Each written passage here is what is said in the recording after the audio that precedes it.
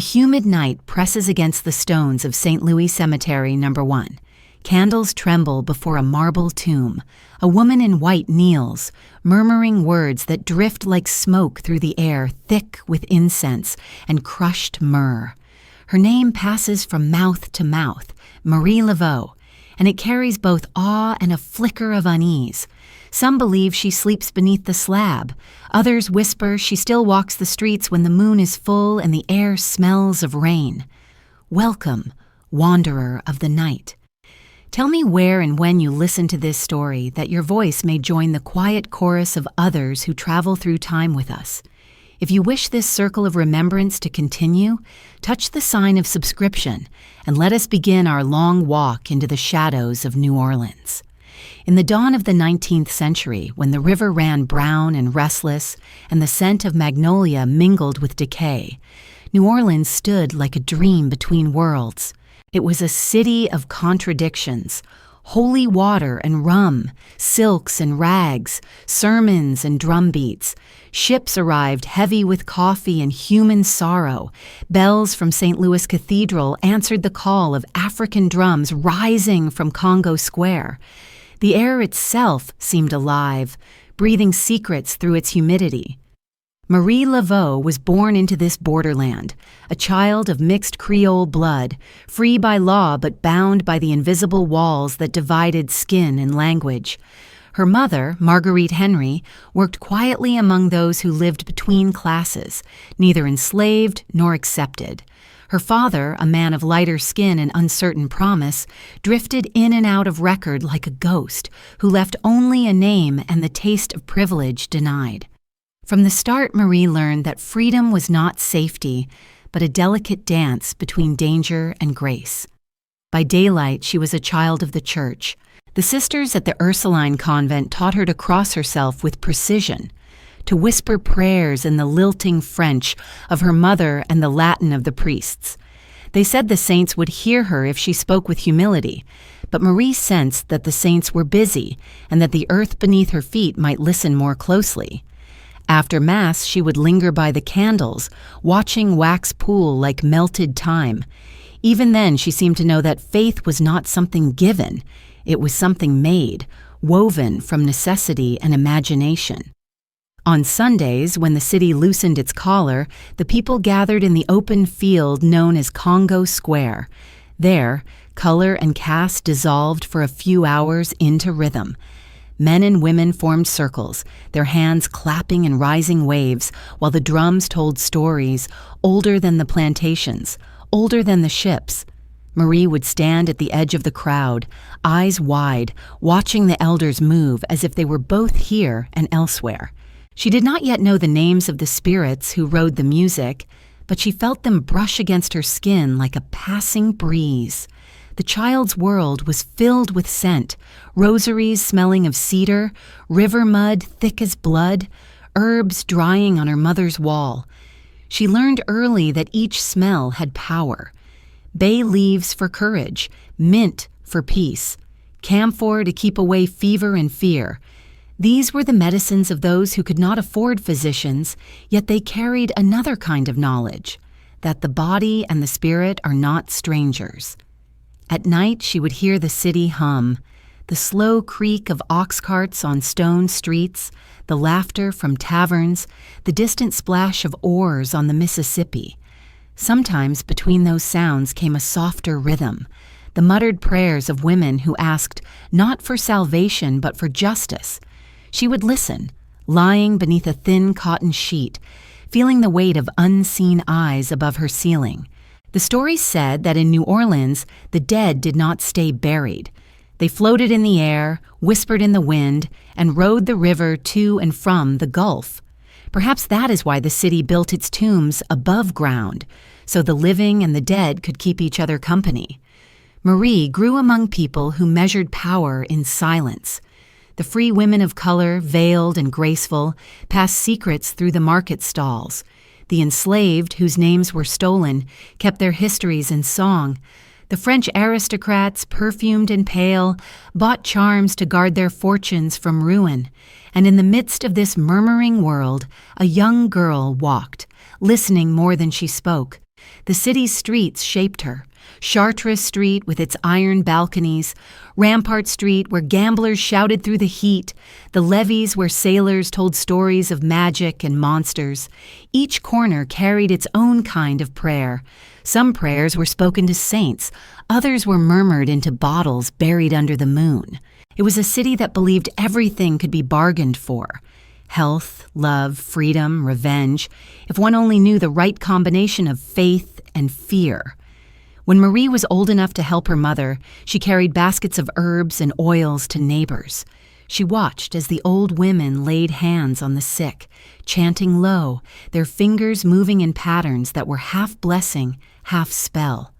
Sometimes, after a child's fever broke, they would press a coin into her palm and say, "Your hands are warm like the healers. Keep them pure." She did not yet understand what they saw in her. Perhaps they were glimpsing the shape of what she would become, a bridge between two worlds. The city around her shifted with every season. Fires swept through wooden houses and were rebuilt again. Epidemics came like storms from the river, taking the weak and the rich alike. Yet through each disaster, New Orleans danced. People painted their grief in bright colors, paraded through the streets to forget death for an hour. In that defiant joy, Marie found something sacred, the refusal to surrender. It was the rhythm that would carry her all her life, the drumbeat beneath despair. By the time she reached womanhood, she understood that knowledge was the only protection the powerless could claim. Knowledge of herbs, of whispers, of the weaknesses of men. She watched priests and planters bow their heads in the same church, confessing sins to invisible ears. She wondered whether confession was a form of magic, too, an exchange of guilt for peace. And she wondered, most of all, who listened to the confessions of women like her, free, but never free enough. One evening, as the sun melted into the river and the bells called the faithful to vespers, she knelt by her window and lit a small candle. She prayed, not to the saints, but to whatever spirit guarded the space between light and dark. "Let me see what others do not," she whispered. The flame flickered, brightened, then steadied as if answering. Outside, a storm gathered over the delta, and the wind carried the first drops of rain through the shutters. She did not close them. She listened. The thunder rolled like distant drums, echoing the same rhythm she had heard since childhood in Congo Square. It was the rhythm of calling and response, of life, and something older than life. That night, Marie dreamed she was standing at a crossroads. 4 roads stretched before her, each marked by candles that burned without smoke. From the darkness, a voice said, "Choose the path of the living and the dead will follow you." She woke with her heart quiet and her hands warm, as if she had touched something unseen.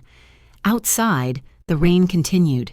The city glistened beneath flashes of lightning, and in that charged silence, a young woman sat beside a dying candle, her eyes reflecting the small flame. She did not yet know that her name would become a legend whispered by generations. She only knew that the air smelled of wax and river water, and that somewhere beyond the walls, the drums of Congo Square were still calling her. The rain did not stop with morning. It softened to a mist that wrapped the city in silver and blurred the edges of the streets until New Orleans seemed to drift like a boat between waking and dream. The air was heavy with the smell of wet earth, coffee and roses crushed under carriage wheels. Marie moved through it quietly, her shawl pulled close, her feet knowing every turn by memory. At the market, women huddled under awnings, trading more than food. They traded secrets, prayers, and fragments of gossip that traveled faster than the river's current. Somewhere in those murmurings, her own name began to appear, though never spoken too loudly.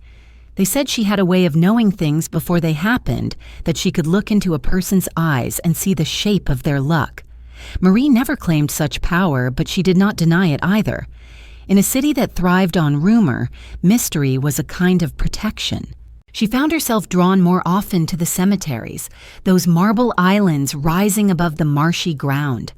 The tombs were stacked like houses for the forgotten, each with its own story carved in stone. To Marie, they were not places of fear, but of conversation. She brought fresh flowers, sometimes bread, sometimes rum. She whispered the names of those who had no visitors left. The caretakers watched from a distance and crossed themselves, for it was said she spoke to the dead as though they were old friends. Perhaps she did.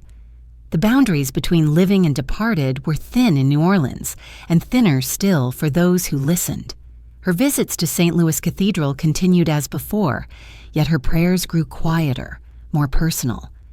She watched the light move across the stained glass and wondered if holiness was a matter of language or intent. The priests spoke of sin and salvation, but she saw faith in the hands of old women lighting candles for sons lost at sea, in the eyes of enslaved men humming songs that carried both sorrow and hope. It was in these human acts, not the sermons, that she sensed the presence of the divine. She came to believe that heaven might not be above at all, but hidden in the trembling of a flame, in the heartbeat before a storm. Sometimes she helped neighbors with small remedies, an oil to soothe fever, a sachet to calm a restless child, a charm to keep away envy. At first it was kindness, nothing more. But people began to speak of results. The child's fever broke, the rival's fortune faded, the magistrate's wife, once barren, conceived. Gratitude became reverence, and reverence became something heavier. Marie saw how easily people gave their fear to anyone who promised them comfort. She wondered if that was what power truly was, not the ability to command, but to be believed. On certain nights, the drumming from Congo Square returned to her window like an echo from her childhood. She no longer stood at the edge of the crowd. She moved among them, her steps in rhythm with the circle. The air pulsed with life. Bodies glistened in the torchlight. Faces shone with sweat and spirit. There, the divisions of the city dissolved. For a few hours, every soul belonged to the same rhythm, the same hunger for freedom. The beat entered her bones, and she felt herself opening to something vast, neither wholly divine nor wholly human. It was not a possession, as others called it, but a joining, a surrender to the pulse that bound all living things. When she returned home before dawn, her mind was calm, as if the drums had rearranged her thoughts into order. Her mother watched her with wary pride. "You see too much, child," she said once, "and those who see too much are seldom safe." Marie smiled and said nothing. She had learned that silence could be a veil, hiding both strength and uncertainty. People spoke of spirits as if they were far away, but she felt them near, in the corners of rooms, in the sighing of trees, in the water that carried the city's breath. Sometimes she dreamt of them speaking in tongues she did not know yet somehow understood. She began to keep small objects beside her bed, stones from the river, bits of hair tied with thread, petals of jasmine folded in cloth. Each carried a memory, a fragment of presence. As the years moved gently forward, the girl became a woman, and the woman began to gather followers without meaning to. The enslaved sought her counsel in whispers. The free women of color came in carriages under the cover of dusk. Even the pale men of power who mocked the notion of magic found excuses to speak with her when fortune turned against them. They left her doorstep lighter, sometimes poorer, always thoughtful. She asked little in return, only a candle left burning or a promise to do right by another. Yet the favors she granted built upon each other until she held a kind of invisible ledger of the city's secrets. One evening, as twilight bled into the horizon, a stranger came to her door. He was dressed finely, his voice smooth, but his hands trembled as he spoke of a trial, a lost inheritance, a rival's treachery. He begged her for luck, for something to sway the hearts of men. Marie listened, silent, her eyes half closed. She asked for a lock of his hair and a coin. He hesitated, then obeyed. The next week, the verdict turned in his favor, and he returned with gratitude heavy as perfume. From then on, others followed. Whether her actions changed their fate or merely their courage, none could tell. But belief, once stirred, is a tide that does not retreat easily. Still, in quiet moments, Marie felt unease. Power had a scent, sweet and sharp like crushed lilies, and it drew not only the desperate but the envious. Rumors grew like vines. Some called her a saint, others a witch. She accepted both names with the same calm, for she knew that every city builds its myths upon the women it cannot fully understand. The rain returned one night as she sat by her window, the candlelight trembling against her face. Across the street she saw a figure watching from the shadows, but when she rose, it vanished into the mist. She wondered if it was a man or something older, one of the spirits she had invited too freely. The city hummed around her, restless, alive, waiting. She thought of the dream that had come to her years before, the crossroads, the voice that had told her the dead would follow. She whispered softly into the rain, "Then let them come." The candle flickered, bent low, and righted itself again. Somewhere beyond the levee, the drums began to sound. They were faint but steady, as if marking the beginning of a new rhythm in her life. She closed her eyes and let their echo fill her chest, neither afraid nor certain, only listening. The next morning, the sun returned with that blinding brilliance unique to New Orleans after rain, the kind that turns puddles into mirrors and roofs into sheets of gold. The air steamed, thick with the scent of damp stone and chicory coffee rising from every doorway. Marie walked through it as if through a dream, her skirts brushing against ferns that dripped from balconies like emerald waterfalls. The city was awake again, loud and radiant, but beneath its noise she could feel another pulse, deep and patient, moving through the cobblestones like blood through a body. It was as if the land itself remembered things long before she was born, rituals, songs, promises whispered into the earth. She began to sense that her own footsteps echoed not only in the present, but in some hidden chamber of the past. In those years, she began to share her life with a man named Christophe Glapian, a soldier once, a Creole like herself, who carried both gentleness and melancholy in his gaze. He was a man accustomed to silence, yet around her he laughed easily. Their house on St. Anne Street filled slowly with the soft clutter of ordinary love. Jars of herbs, half-mended rosaries, a rocking chair that creaked like an old friend. To the neighbors, they seemed an unremarkable pair, though those who paid attention noticed how people came and went at all hours. Some left weeping, others smiling as if they had been touched by a secret mercy. Christophe never asked questions. He had learned that certain mysteries should remain intact if one wishes to live peacefully beside them. Marie's reputation grew like ivy, both beautiful and impossible to contain. The sick came first. Mothers with feverish children, men weakened by yellow jack, sailors trembling with exhaustion. She mixed herbs and whispered prayers, her fingers tracing signs of blessing over their brows. Sometimes she used words from the catechism, other times phrases no priest would recognize, drawn from the tongue of Africa, carried across the ocean by those who had no other possession. She always ended with the same quiet instruction: light a candle, speak your truth, and leave it burning. For her, the act of faith mattered more than the form it took. Soon others arrived, those seeking not healing but hope, not medicine but influence. A merchant whose ships were delayed by storms. A lover whose beloved had grown cold. A wife desperate to keep her husband faithful. Each request was its own confession. Marie listened without judgment, seeing in each person the same longing, to be noticed by fate, to have the universe answer back. She understood that longing well. The city itself was a creature of desire, desire for wealth, for survival, for beauty, for meaning. She became its interpreter. But power is a delicate thing, born of faith and easily corrupted by it.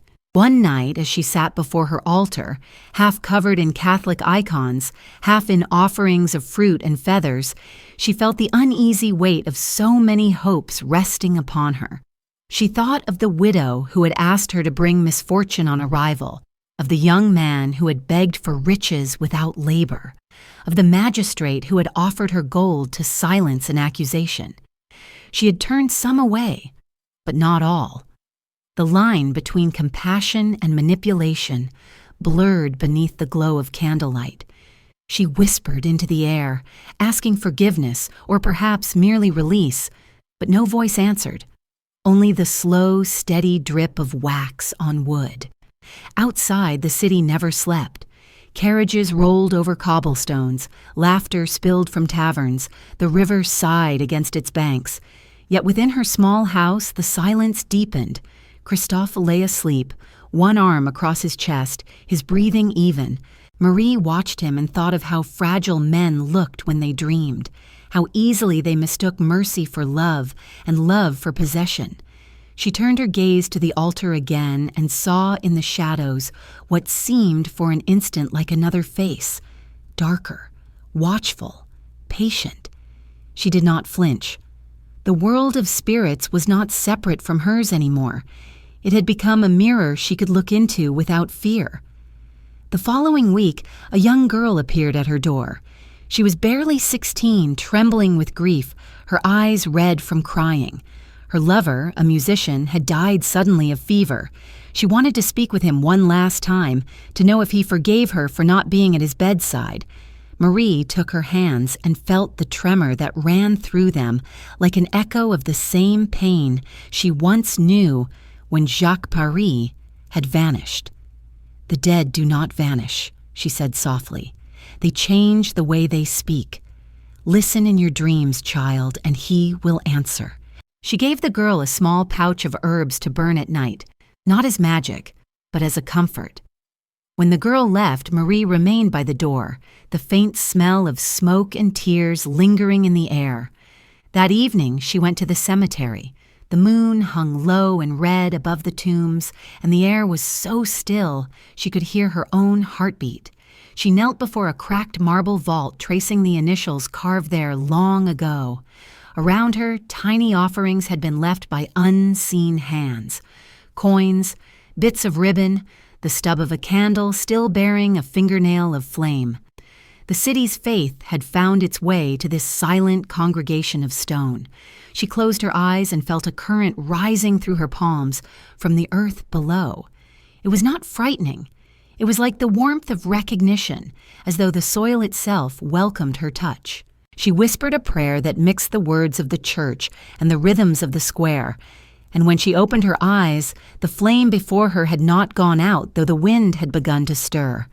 From that night forward, she became known not merely as a healer or a seer, but as a queen.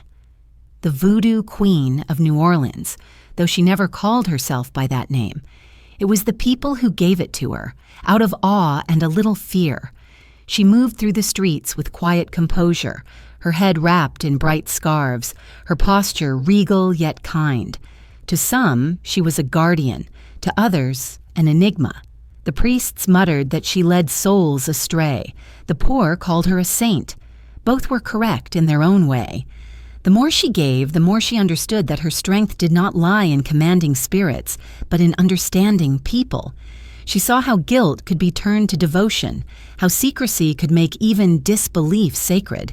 Her rituals were not always spells, but performances of faith, carefully arranged to draw out what already existed within her followers.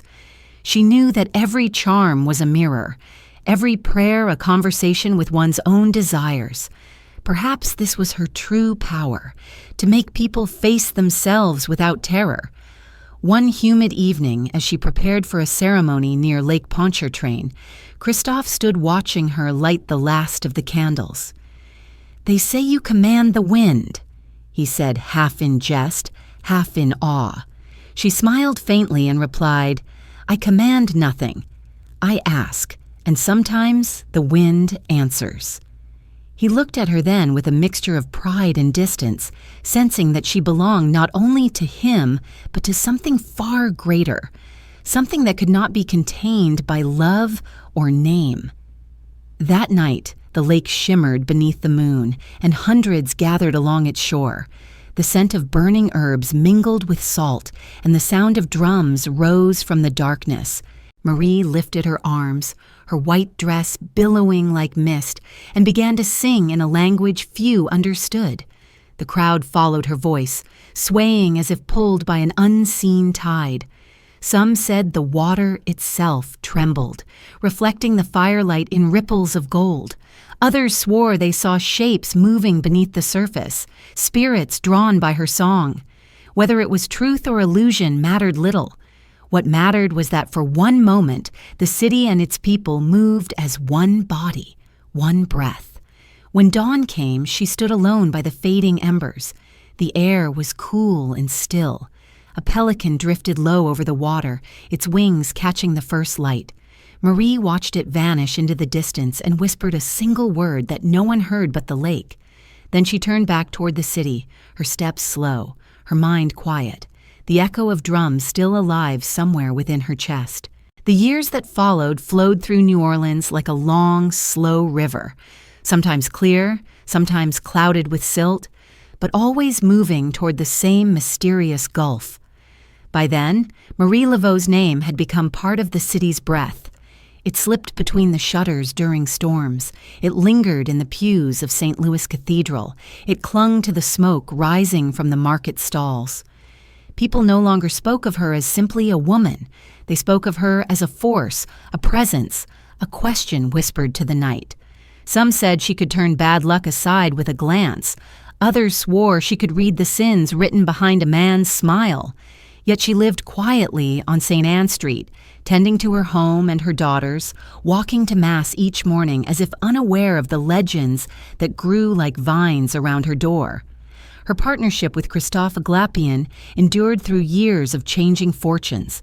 He grew frailer, his once strong shoulders stooped, but his affection for her never wavered. They never married officially. Such unions were tangled in the laws of color and caste, but their bond was deeper than any document could declare. Marie tended to him with herbs and patience, whispering prayers in the dim hours when fever took him. Neighbors heard her voice through the shutters, half chant, half lullaby, and crossed themselves, uncertain whether they were listening to a prayer for healing or a spell against death.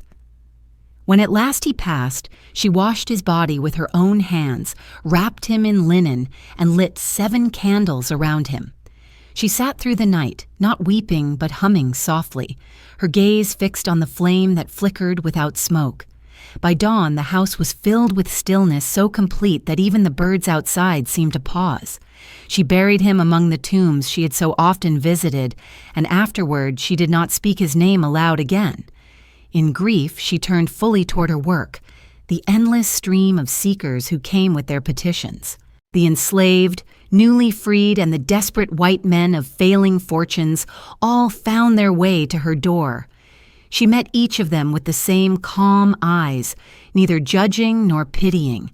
To her, every plea was a kind of prayer, whether wrapped in the language of love or vengeance. She gave what comfort she could, though she had come to understand that power was as much illusion as substance. If she could make a person believe that change was possible, often that belief was enough to bring it forth. She learned to wield silence as deftly as a blade. A pause from her could frighten or console more than any word. Sometimes, when she was alone, she reflected on the strange shape of her own authority. It had grown not from wealth or lineage, but from the city's hunger for miracles. New Orleans was a place that thrived on thresholds, between land and water, life and death, sin and salvation. Its people, forever uncertain, needed someone who could navigate those shifting borders. Marie had become their compass, yet she wondered who guided her. There were nights when the candles burned too low and the air felt thick with unseen eyes, when she questioned whether she was leading or merely being carried by a current she no longer controlled. The rituals continued.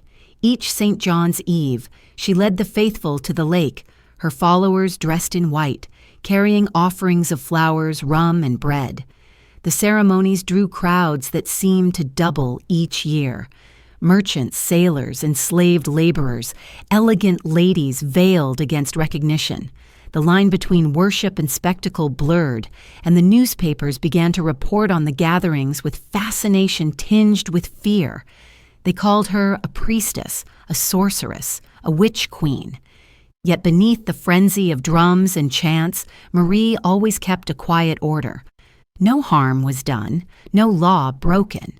When the ceremonies ended, she would dismiss the crowd with a blessing, then remain behind a while, gazing into the lake's dark surface as if it might reveal her own reflection from another world.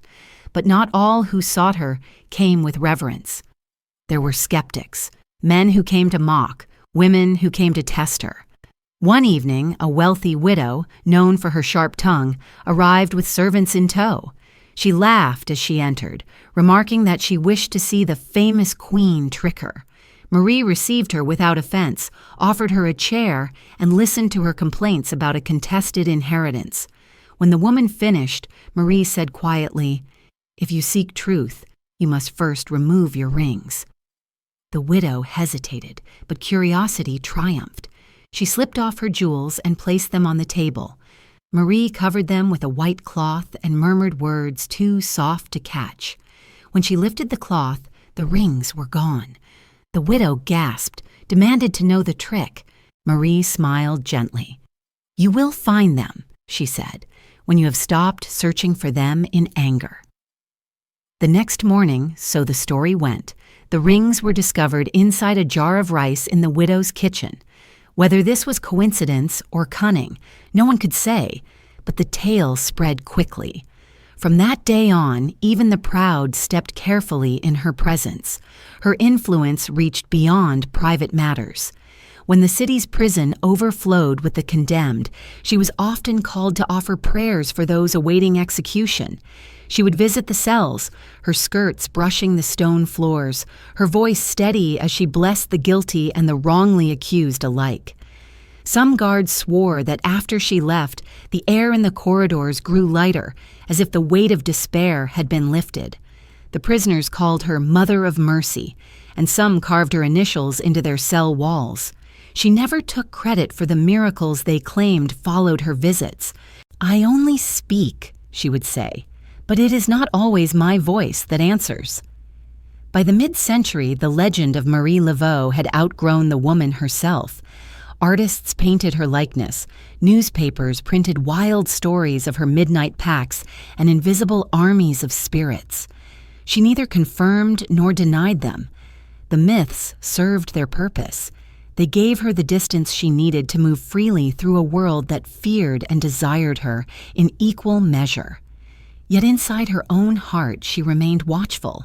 She knew that every crown, visible or not, carried its own burden. The city loved her power, but love in New Orleans was never without its shadow. One evening, as twilight gathered over the rooftops and the cicadas sang, Marie sat on her porch, watching the river of people passing below. Children ran laughing through puddles. Old men smoked and argued softly in Creole. The smell of gumbo drifted from a nearby kitchen, and the bells of the cathedral tolled for evening prayer. She felt the years pressing against her like warm air. The drums at Congo Square were quieter now, yet she could still feel their rhythm beneath the city's hum. It was the same rhythm that had followed her all her life, the rhythm of heartbeat, of earth, of time. She closed her eyes, and for a moment she thought she heard Christophe's laughter carried on the wind. She smiled, not as a queen, but as a woman who had lived long enough to see how myths are made and how they soften, over time, into memory. The light faded, and she remained there until the street lamps flickered to life. Somewhere in the distance, thunder rolled, soft and low like a drumbeat calling from the edge of sleep. She rose, gathered her shawl, and whispered a single phrase to the night. "The spirits are restless." Then she stepped back inside, the door closing with a sigh, as if the house itself had drawn a breath. The years turned like slow water under the bridge of the Mississippi, carrying with them the sediment of rumor, reverence, and fear that settled around her name until it was no longer clear where the woman ended and the legend began. Marie Laveau had lived long enough to see the city change its skin many times, yet it still pulsed with the same wild spirit that had cradled her youth. Steamships now crowded the levee, where once small boats had drifted, and carriages rattled past the iron balconies of the quarter, their wheels striking sparks against the stones. Yet amid this noise of progress, her small house on St. Anne Street remained a quiet heartbeat, a refuge for those who sought her counsel, and a mystery for those who tried to understand her power. She woke before dawn each morning to the sound of roosters and the distant murmur of the river. Her first act was always the same: to light a single candle at her altar. Its flame wavered against the icons of saints, the carved figures of African spirits, and the small offerings that had accumulated over decades: locks of hair, coins, feathers, and the folded petitions of countless souls. She prayed in words that mingled Latin with Creole, her voice rising and falling like a tide. Then she would open her shutters to let in the scent of the waking city, chicory coffee, river mud, the faint sweetness of gardenias, blooming even in the heat. For a moment she stood there, neither holy priestess nor widow nor queen, simply a woman who had outlived much and learned to wear patience like a veil. It was said that she knew everyone, and that everyone owed her something. In truth, she had built her power not by sorcery but by attention. She listened. In a city divided by class, color, and creed, she moved between worlds with the ease of one who belonged to none of them completely. The priests confided in her because she spoke the language of the church with humility. The enslaved trusted her because she carried the echoes of their faith. The rich sought her favor because even they, for all their money, could not command the unseen. She had become a mediator between visible and invisible realms, between the order of men and the chaos of fate. But her influence brought unease as well. Some accused her of manipulation, of holding the city in a net of secrets. They said she gathered confessions from women at Mass, then used them to sway husbands and judges. Others swore she could summon storms, that her prayers could rot a man's fortune as easily as they could bless it. She never confirmed nor denied these tales. She understood that mystery was a better armor than any denial could be. Sometimes she smiled faintly when she overheard her name spoken with fear. Power, she had learned, depended less on truth than on the willingness of others to believe it. Yet behind her composure there remained a quiet weariness. The faces that came to her door blurred together, pleading, hopeful, desperate. She could ease their fears for a night, but she could not change the world that caused them. The city was still divided, still cruel in its hierarchies. Freedom itself had grown into another form of struggle, and through it all, the drums that once shook Congo Square had grown faint, muffled by the music of brass bands and the chatter of tourists who did not know what the rhythm once meant. On some nights she would sit by her window and close her eyes, listening for that older beat beneath the noise of carriages and rain. It was still there, deep under the skin of the city, waiting to be remembered. Her daughters had grown. Some bore her name, others carried her likeness so closely that people mistook them for her. There were whispers that she could appear in two places at once, that while one Marie prayed in the cathedral, another was seen walking by the river. The confusion pleased her. It was as though the city itself was conspiring to keep her alive beyond the limits of flesh. She had once feared aging, but as her hair turned silver, she began to see beauty in the slowness of her own movements, in the calm authority that replaced youthful fire. When people bowed their heads before her, they no longer did so out of astonishment, but out of reverence. She had become, without quite meaning to, the city's conscience, a living link to its tangled past.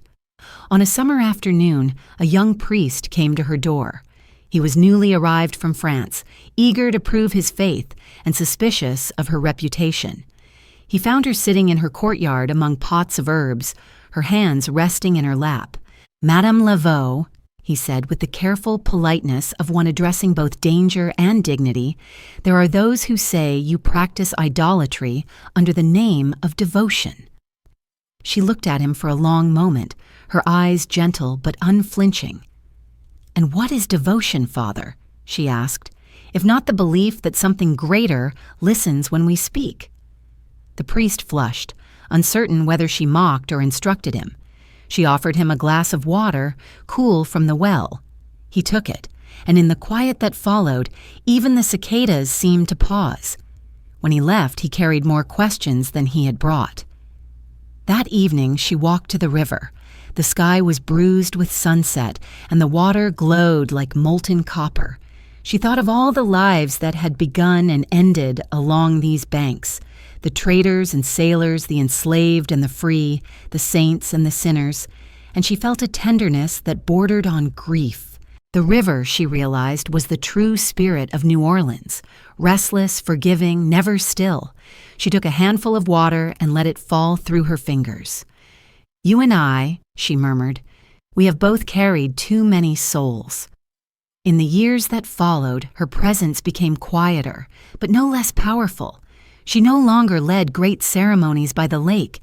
Instead, she held small gatherings in her home, where prayer and song mingled with the smell of wax and tobacco. Those who came said they felt peace there, as if the walls themselves breathed blessing. She spoke less, smiled more, and seemed to see beyond what others could. When asked about her secret, she would only say, "I listen to what is not said." And so, as the century turned toward its latter half, the Voodoo Queen of New Orleans began to withdraw, not out of weakness, but as if she were fading into the very fabric of the city she had shaped. People still came to her door, but more often they found her seated in silence, her eyes distant, her hands resting lightly on a rosary worn smooth by time. The river kept flowing, the bells kept ringing, and the rumor persisted that she would never die, only change her form, as water does when it meets the sea. The final decades of Marie Laveau's life unfolded with the slow grace of twilight, settling over the city she had once commanded with a glance. New Orleans had changed. The young no longer remembered the slave markets. The French Quarter had become a maze of fading grandeur and laughter, and the riverboats brought strangers who saw only charm where others had felt ghosts. Yet the essence of the city, that perfume of life and decay mingled together, remained unchanged, and Marie moved within it as easily as breath.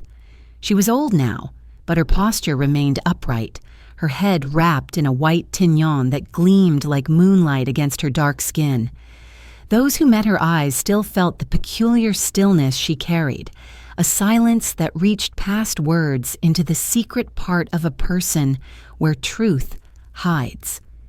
Children ran errands for her, eager for her smile, though they hurried home before nightfall, whispering that her shadow sometimes moved a heartbeat slower than she did. She spent her days tending to her small garden behind the house on St. Anne Street. The garden had become her chapel, her medicine chest, and her memory. Rows of basil and rosemary grew beside tall stalks of althea and night-blooming jasmine, whose fragrance deepened after sundown. She would stoop among the plants, her hands deft and gentle, murmuring the names of herbs in a mixture of Creole, Latin, and the half-forgotten languages of her ancestors. The neighbors often saw her at this work and said she was speaking to the spirits of the plants themselves. Perhaps she was. For her, life had never been divided neatly between what could be seen and what could not. The roots beneath the soil, the souls beneath the earth, both were living, both demanded care. Visitors still came, though fewer than before. Some brought offerings, candles, bread, coins polished bright. Others came seeking wisdom that priests could not give them. Marie's counsel had softened with age. She no longer promised change or retribution. Instead, she offered acceptance, the peace of understanding that every life, blessed or cursed, follows its own circle. To the heartbroken, she said, Pain is a guest, not a master. To the guilty, she said, confession is a bridge, not a chain. Her words were simple, yet people left her door lighter, as though they had glimpsed something vast and forgiving, moving just beyond the edges of their sight. In the evenings, she sat by her window and watched the street lamps flicker to life, their glow mingling with the last embers of sunset. The sounds of the city drifted upward, the rattle of carts, the cry of a fishmonger, the faint hum of distant music. Sometimes she could hear laughter from the taverns near the river, where sailors sang songs in half a dozen tongues. Those sounds comforted her, for they meant the city was alive. But now and then, in the pause between them, she heard another rhythm, the low, persistent drumbeat that had followed her all her life. It came to her like a pulse through the air, reminding her that even as buildings rose and fell, the old rhythms remained buried beneath the streets, waiting. Her daughters and grandchildren often visited. They brought her news of births and marriages, of markets and parades. They called her Maman, and she smiled to hear the word, for it was simple and human, free of fear. Sometimes she would take her youngest grandchild on her knee and tell stories, not of her own life, which had become too layered with myth, but of the old days before the levees, when the land still flooded each spring and people danced barefoot in the rain. She told them how the river could be both friend and thief, how faith was a kind of conversation between patience and mystery. The children listened wide-eyed, uncertain whether she spoke of the world or of dreams. As her fame dimmed into legend, others took up her name. A younger woman began holding ceremonies by the lake, claiming to be Marie returned.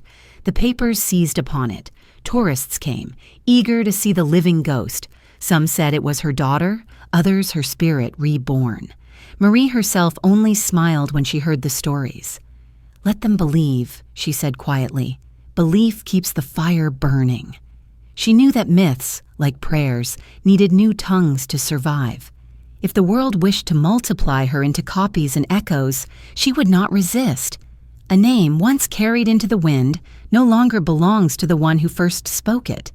She grew frail as the years unrolled, but her mind remained bright. Each morning she walked slowly to the cathedral, leaning on a polished stick, her skirts whispering over the stones. The priests had long since stopped challenging her presence. They nodded to her with wary respect. She always chose the same pew near the back, where she could watch the light fall through the stained glass onto the floor in colors of sapphire and blood. During Mass, she prayed as she always had, half to God, half to the multitude of spirits who shared His silence. Some of the faithful avoided sitting near her, afraid that proximity might draw them into her mystery. Others, the weary and the broken, gravitated to her as if to warmth. After the service, she lingered while the church emptied, her hand tracing the edge of the pew. Then she would rise, cross herself, and walk out into the blinding sun with the serenity of one who has already made peace with every shadow. The summer of her final year came early, heavy with heat and magnolia scent. The air shimmered above the river like glass. Marie no longer left her house often. Her legs ached, her breath shortened. Yet those who saw her said her face glowed with a calm unlike anything earthly. She spoke little now, but when she did, her words carried the stillness of the tombs. One evening, as thunder rolled far off toward the gulf, she called for a candle. Her eldest daughter lit it and placed it on the table beside her bed. The flame bent in the draught and then steadied. Marie watched it for a long time. "This world," she murmured, "is only one side of the mirror." Her daughter reached for her hand, but Marie's gaze remained fixed on the candle, as if she saw something within its heart that no one else could see. When the storm broke, the rain came in sheets, washing the dust from the shutters and filling the gutters with silver. Neighbors heard singing from her house, a low, steady chant that rose and fell with the wind. Some said she was calling the spirits one last time. Others said she was simply praying. The song continued through the night, sometimes faint, sometimes strong, until near dawn it ceased. When her family entered her room, the candle still burned, its flame untouched by the storm. Marie Laveau lay beneath it, her eyes closed, her lips curved in the faintest smile, as though she had slipped quietly into another conversation, one that had been waiting for her since birth. The city mourned her as it mourned its saints and its sinners, with equal noise and devotion. Her funeral procession wound through the streets in heat so thick the air itself seemed to grieve. Women carried flowers, men removed their hats. The bells tolled, and the river boats sounded their horns in mourning. They buried her in St. Louis Cemetery No. 1, the same ground she had walked so often in life. But even before the last prayer was said, whispers began that she had been seen elsewhere. Walking by the river at dusk, lighting candles in the cathedral, laughing softly in the alleys after midnight. The living could not let her rest, and perhaps she did not wish to. That night, as the storm clouds cleared and the city shone wet under the moon, a few late wanderers claimed to see a figure dressed in white moving between the tombs. She paused before her own resting place, touched the marble gently, and vanished into the mist. Whether it was vision or longing, no one could tell. But from that moment, New Orleans belonged to her more than ever, as if she had dissolved into its air, its river, its rhythm. A spirit both saint and sorceress, forever walking between the worlds she had spent her life uniting. The years following her death did not bring silence. If anything, they deepened the murmur of her name until it became part of the atmosphere of New Orleans itself. The city, restless and superstitious, could not let go of her. The people who had once crossed themselves at the sound of her footsteps now crossed themselves again when they passed her tomb. The marble walls of St. Louis Cemetery No. 1 became a kind of living scripture, written in offerings and symbols, red crosses drawn in brick dust, coins and flowers left at the base, scraps of paper folded with prayers for luck, for love, for revenge. Each visitor seemed to believe she could still listen. They called her Maman Laveau, Mother of the City, and some said they could feel a faint warmth in the stone if they pressed their palms against it at midnight. Others claimed to hear a whisper in the wind, soft, rhythmic, like breath moving through a shell. The legends multiplied, reshaping themselves with every retelling. Some said she had not died at all, but merely changed her form, living now as a younger woman who appeared by the river wearing the same white scarf. Others swore that she could be seen walking through the French market before dawn, her hands folded, her skirts trailing no shadow. There were stories of sailors who met her on fog-thick nights and lived to tell that her eyes shone brighter than the lanterns of their ships. Every generation added something of its own, as if the living were compelled to keep her alive through invention. The line between history and haunting blurred until her memory was not a tale to be recited, but a presence to be felt. The church tried to reclaim her. The city tried to catalog her. The scholars tried to decide whether she had been a healer or a witch. None succeeded, because the truth of Marie Laveau could not be caught in words or dates.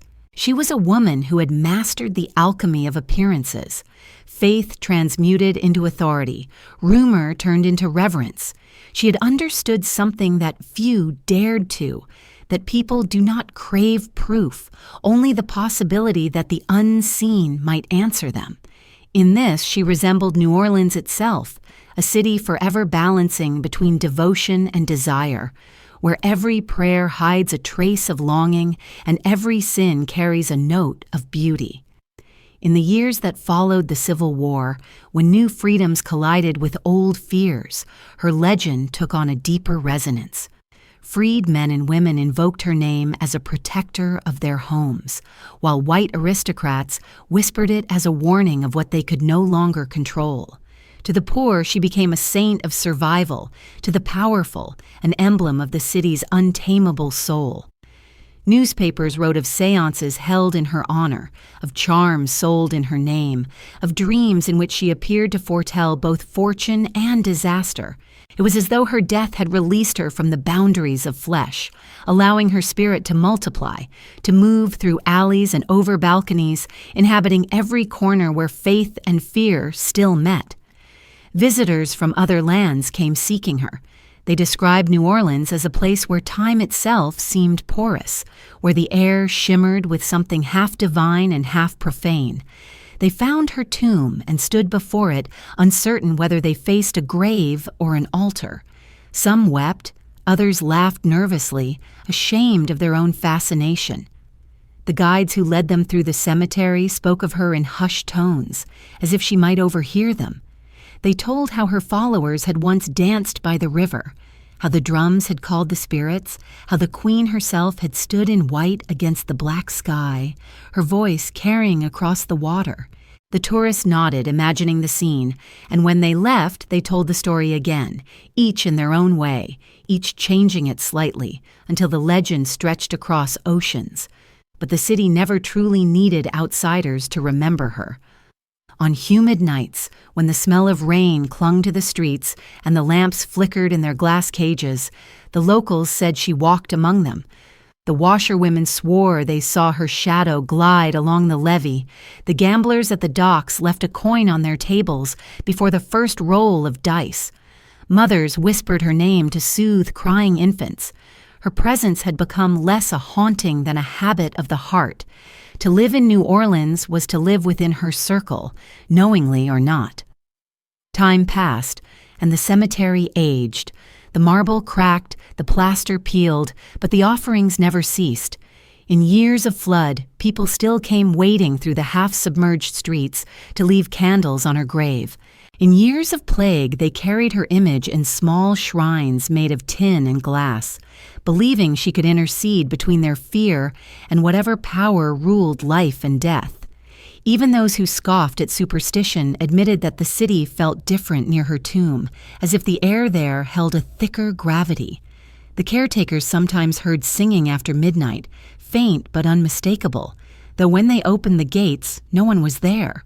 Through all of this, the figure of Marie Laveau continued to evolve, as changeable as the river that had witnessed her birth. To some, she became a symbol of black womanhood triumphant over oppression.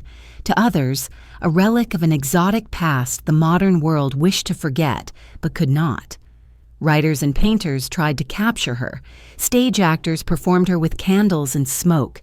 Yet every portrayal seemed to dissolve the moment one looked too closely, leaving only the suggestion of a smile, the glint of eyes that saw farther than reason aloud. It was said that if you listened long enough at the corner of St. Anne and Rampart, where her house once stood, you might hear a whispering beneath the noise of passing cars, the sound of her prayers continuing, unbroken by time. And so the queen remained, half memory, half myth, guiding the city she had loved into a new century. Even those who claimed disbelief found themselves speaking her name when the storms rose, or when luck turned sour. They did it without thinking, as their parents and grandparents had done, a small act of surrender to the idea that some powers never leave the places that shaped them. In that way, Marie Laveau never vanished. She became the breath between thunder and prayer, the hush that falls before music begins, the pulse that moves unseen beneath the cobblestones. Over the decades, her legend ceased to be told merely in whispers. It began to seep into the bones of the city itself, becoming part of the rhythm of daily life, indistinguishable from its humidity, its laughter, its decay. By the end of the 19th century, the French Quarter was changing again, its balconies rusting, its old families fading, its streets crowded with music that mixed brass and sorrow. And yet, in the midst of this restless transformation, there was always a corner, a shadow, or a doorway where someone might leave a candle for Marie Laveau. The flame might flicker unnoticed among thousands of other lights, but those who lit it swore the air grew softer around them, as if acknowledging the gesture. She was no longer only a memory. She had become the soul's habit of turning toward mystery whenever certainty grew too heavy to bear. Writers came, some curious, some reverent, others greedy for spectacle. They described her as the exotic witch of New Orleans, a relic of superstition in an age rushing toward reason.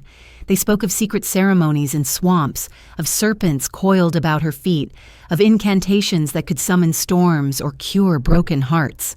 The city, ever proud of its strangeness, allowed the myths to grow unchecked.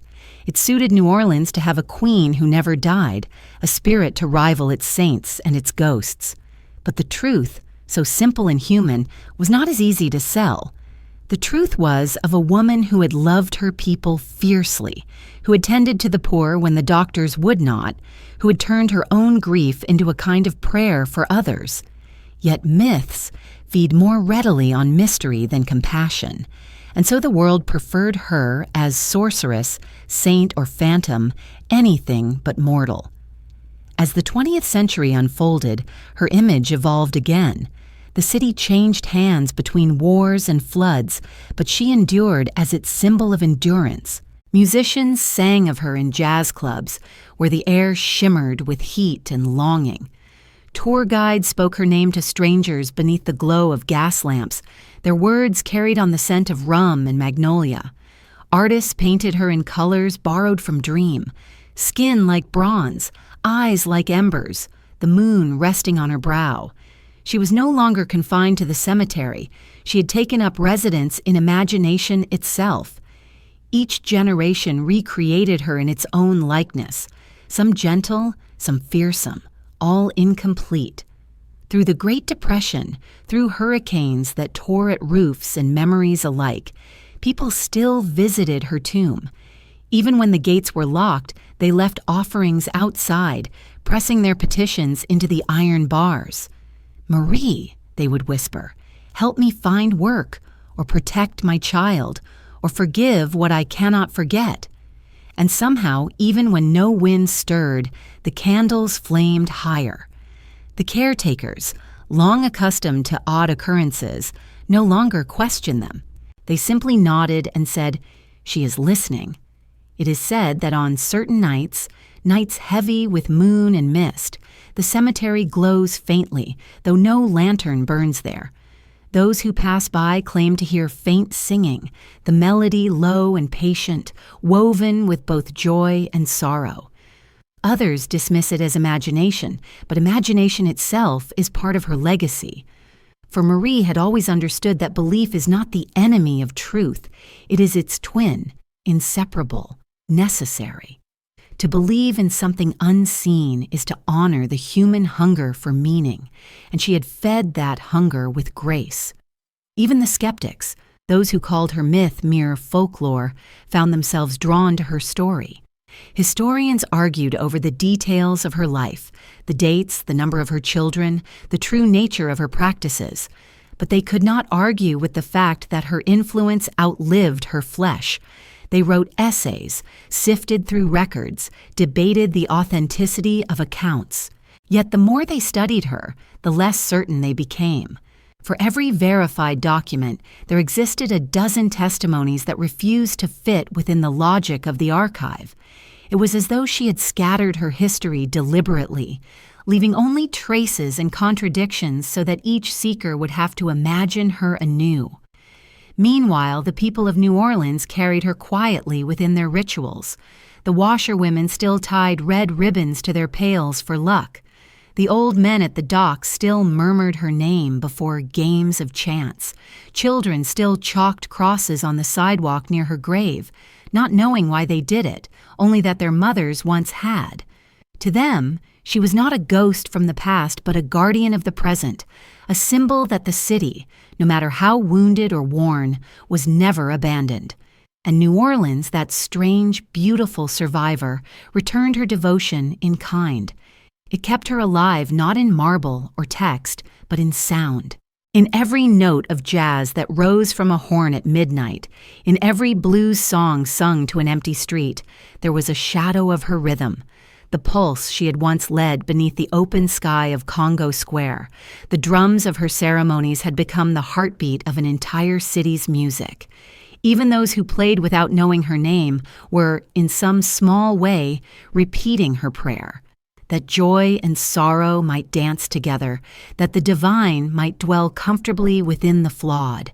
At times, when fog gathers low over the river and the smell of rain mingles with smoke, some say the line between past and present thins again. They say a figure in white can be seen near the cathedral, walking slowly toward the cemetery gates. She leaves no footprints, only the faint echo of footsteps that fade into silence. The watchers who glimpse her never agree on her face. Some say she smiles, others swear she weeps. Perhaps both are true, for she belonged to every emotion this city ever held, from ecstasy to despair. Marie Laveau's immortality is not the kind of life that defies death. It is the kind that death cannot diminish.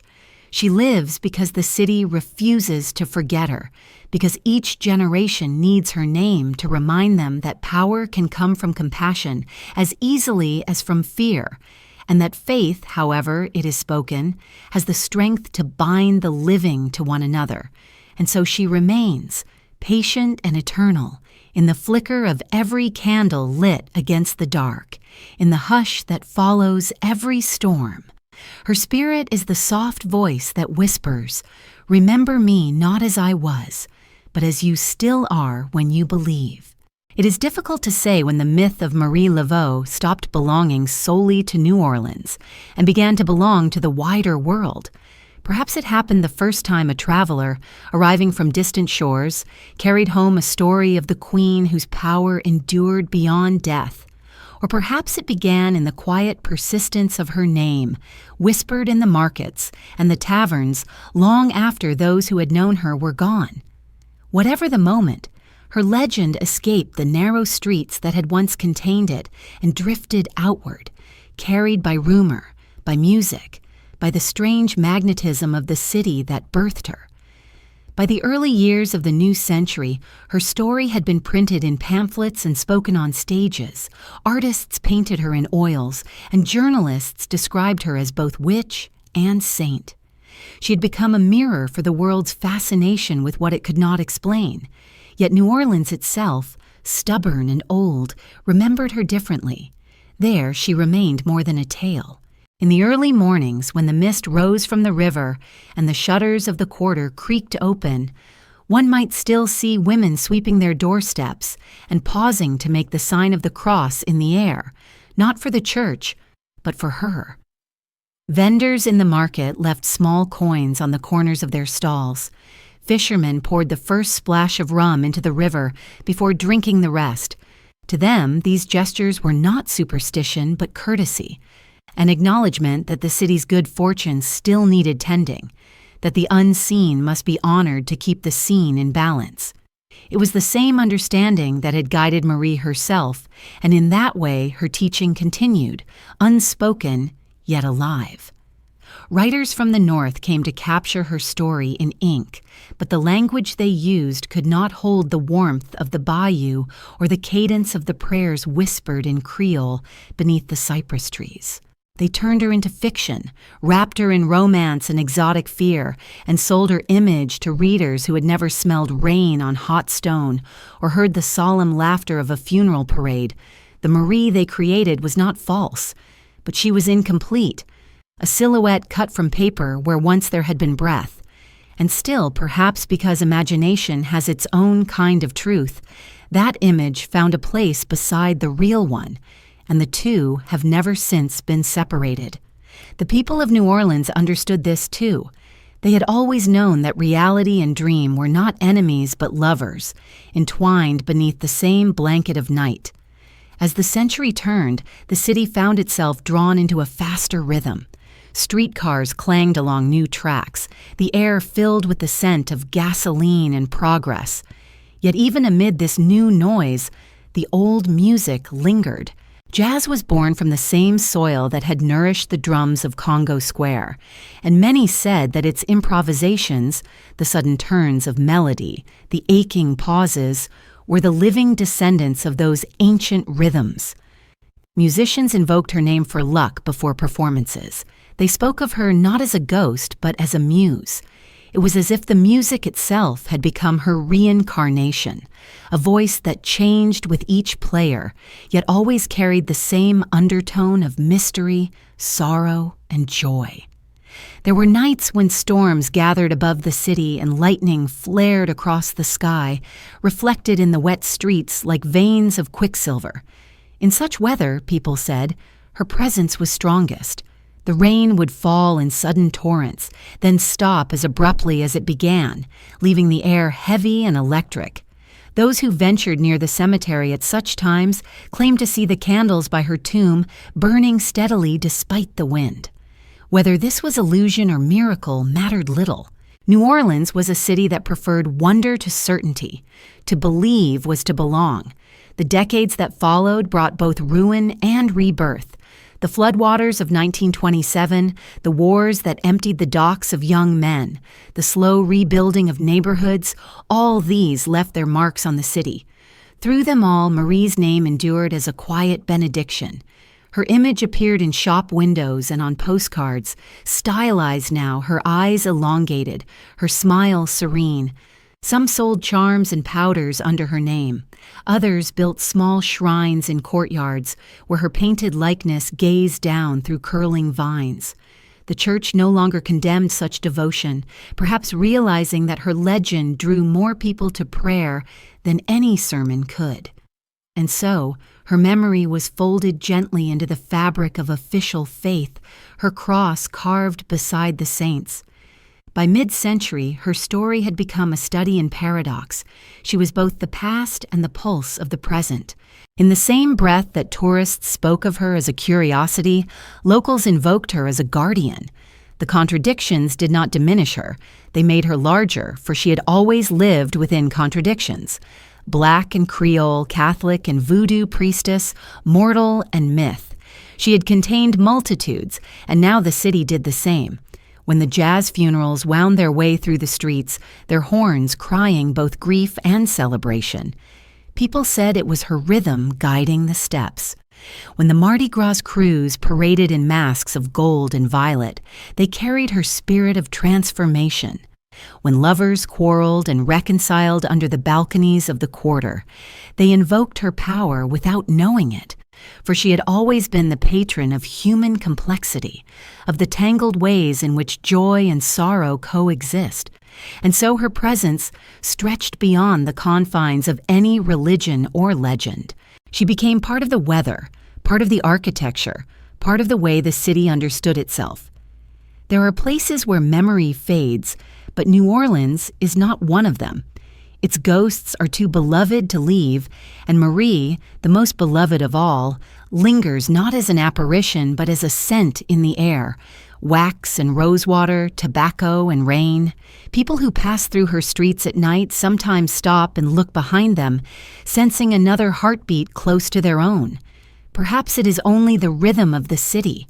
Perhaps it is something more. But either way, the feeling is the same, that life in all its pain and splendor continues, watched over by a woman who refused to die, who taught a city how to keep dancing, even when the world turned dark. By the time the century reached its middle years, the name of Marie Laveau had become so enmeshed with the pulse of New Orleans that it was impossible to tell whether the people remembered her or whether she remembered them. The city itself seemed to breathe through her myth. On sweltering summer evenings when thunderclouds swelled over the Mississippi and lightning turned the horizon to white fire, her presence seemed to hover just beyond sight. The old women sitting on their stoops would lift their eyes from their sewing and murmur, "She's walking again tonight." And the children, half believing, half terrified, would press close to their mother's skirts. Her story had become a ritual of reassurance, a way of saying that even in chaos, someone was listening, someone who had never abandoned them. The decades after the Second World War brought great changes. Radios crackled in houses built over the same bones of the old city, and the streets grew louder with engines and music. Yet, amid this restlessness, her quiet authority persisted. The St. Louis Cemetery had become a destination now, part shrine, part curiosity. Guides led groups through its narrow aisles, their lanterns bobbing like small suns as they told stories half true and wholly alive. They spoke of the queen who commanded the dead, of her power to bless or curse, of how her spirit walked at midnight. The tourists listened wide-eyed, their feet shuffling nervously on the stones.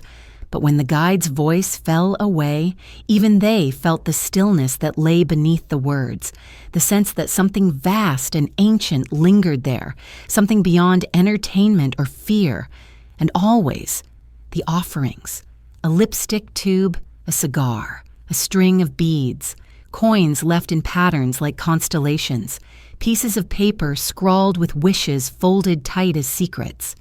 The caretakers cleaned the tomb, but never removed these tributes. To do so felt like erasing a prayer. Sometimes, when the wind rose through the cemetery, the papers fluttered loose and skittered along the paths, carrying people's hopes into the air.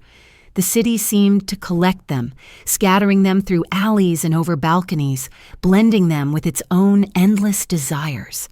In those same years, new voices began to write about her, not the pamphleteers of the old days, but scholars, poets, and musicians who saw in her legend a reflection of the city's defiance. They called her the mother of Creole resistance, the embodiment of the city's refusal to be tamed. Through her, they said, the past spoke not of defeat, but endurance. Artists painted her face in murals, her eyes half closed, as though dreaming the city into being. Jazz musicians evoked her in notes that bent like prayers. Poets wrote of her as the keeper of the in-between, the one who could walk freely through the doorways that others feared to open. To them, she was no longer a figure of superstition, but of wisdom, a symbol of power reclaimed from the hands that once sought to erase it. Yet for those who lived their whole lives within the quarter, she was still what she had always been, a neighbor. The stories of her miracles might have faded, but her nearness remained intimate. The market women still whispered her name over their baskets when rain threatened to spoil the produce. Midwives kept a charm of her design wrapped in linen among their tools. And in the evenings, when the heat settled low and the scent of jasmine drifted through the streets, the young lovers walking by the river felt the strange tenderness of her watchfulness, though they could not have named it. She was woven into the fabric of the air, her gentleness mingled with its humidity, her power with its unpredictability. There were still nights when people claimed to see her. A taxi driver once told a story that spread through the city like perfume. He had picked up a woman near the cathedral, dressed all in white, carrying a basket of flowers. She asked to be taken to the cemetery. When they arrived, he turned to ask for payment, but the seat behind him was empty. Only the faint scent of rosewater lingered. The story changed with each retelling. Sometimes she wore a veil, sometimes she spoke in Creole, but always she was calm. Always she vanished without sound. For a city that had long made peace with its ghosts, this tale was less frightening than consoling. To see her was not to witness a haunting, but to be reminded that the boundary between life and memory was still tender, still open. By the 1960s, when voices of protest and transformation filled the streets, her image appeared again in unexpected places. Painters and activists adopted her as an emblem of female strength, of heritage reclaimed. Her likeness began to appear on posters beside saints and revolutionaries. She seemed to belong equally to every cause that rose from the heart: the struggle for dignity, for self-definition, for belief in something greater than despair. Yet even as she was claimed by new meanings, the city never let her drift too far from its own rhythm. In the quarter, the old women still said her prayers before dawn. In the cemeteries, the candles still burned. As the decades unfurled, the legend grew quieter, but deeper. The tomb weathered storms and vandalism, yet each time the community restored it, repainting its cracked walls, sealing its fissures, as if healing a wound in the body of the city itself. Her story became not only about her life, but about the act of remembering, the way devotion can preserve what time seeks to erase. To visit her tomb was to enter a conversation with all those who had come before, a murmured chorus of voices asking, promising, forgiving. And through it all, Marie remained beyond capture. Her myth stretched to fit the needs of every age, yet her essence eluded all definition. She had been saint, witch, priestess, healer, rebel, mother, muse. Perhaps she had been all of them, or none. Perhaps she had only ever been a woman who understood that power is not something one holds, but something one becomes when one listens closely enough to the land, to the spirits, to the unspoken sorrows of others. That, in the end, was her truest legacy, the quiet authority of a heart that refused to turn away. Even now, when the 21st century hums with its own illusions of progress, her story endures. Tourists still stand before her tomb, their phones glowing like votive lights, their faces awed despite themselves. The wind moves through the cypress branches above, carrying the faint scent of rain and candles. Somewhere nearby, a musician plays a slow blues tune that drifts across the graves like smoke. And in that moment, brief, almost imperceptible, the city seems to pause, as if listening. For what? For a whisper, perhaps. For the promise that the woman who once bound its faith and fear together still walks unseen among its people, her shadow cool and protective, her laughter mingling with the sigh of the river. The modern world arrived in New Orleans like a restless guest who could not quite learn the language of the house. Glass towers rose where wooden balconies once sagged, neon replaced candlelight, and yet under the gloss of progress, the old city continued to hum with its ancestral pulse. Tourists came seeking the thrill of the strange, eager to touch what they called the Voodoo Queen's magic, though few understood what that word had meant to the woman herself. They bought small bags of herbs tied with ribbon, wax figures molded by hands who had never known the bayou, and they pressed their faces to iron gates to glimpse her tomb. They photographed it, posted it, turned her name into a brand. Yet somewhere in the spaces between these gestures, the faintest echo of reverence still lingered. The air around her resting place seemed to thicken into a hush, as though the ground itself refused to be reduced to spectacle. For those who lived within the city's heart, her presence remained less a curiosity than a certainty. In the quarter, where the cobblestones held the memory of centuries, her story was part of the air the locals breathed. Bartenders still poured a drop of rum into the gutter before closing, whispering her name without irony. Shopkeepers swept their doorsteps at dawn and crossed themselves, not out of superstition, but as a form of courtesy, an acknowledgement that they conducted their business under the watch of unseen eyes. And the musicians, those who played their horns at the edges of Jackson Square, spoke of her as one might speak of the weather, something constant, unpredictable, shaping every note. When asked if they believed she still walked, they smiled and said, "In New Orleans, who doesn't?" The academics came next, historians, folklorists, and seekers of truth, armed with notebooks and cameras. They tried to strip away the legends, to find the woman hidden behind the stories. They traced baptismal records, property deeds, trial documents, each fragment offering a glimpse of the real Marie Laveau, the midwife, the nurse, the businesswoman, the believer. Yet the more they uncovered, the less certain they became. Every fact they found seemed to open into another mystery. The dates contradicted one another, witnesses disagreed, and the city itself, as though conspiring with its lost queen, refused to give her up entirely. Some said this was the final proof of her power, that even in death she could not be contained within the tidy borders of a scholar's page. Still, their work had its grace.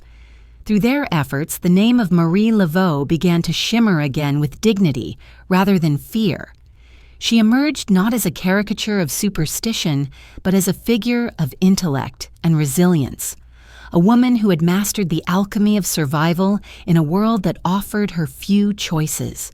She had learned to weave faith and strategy, mercy and calculation, until they formed a single, unbreakable fabric.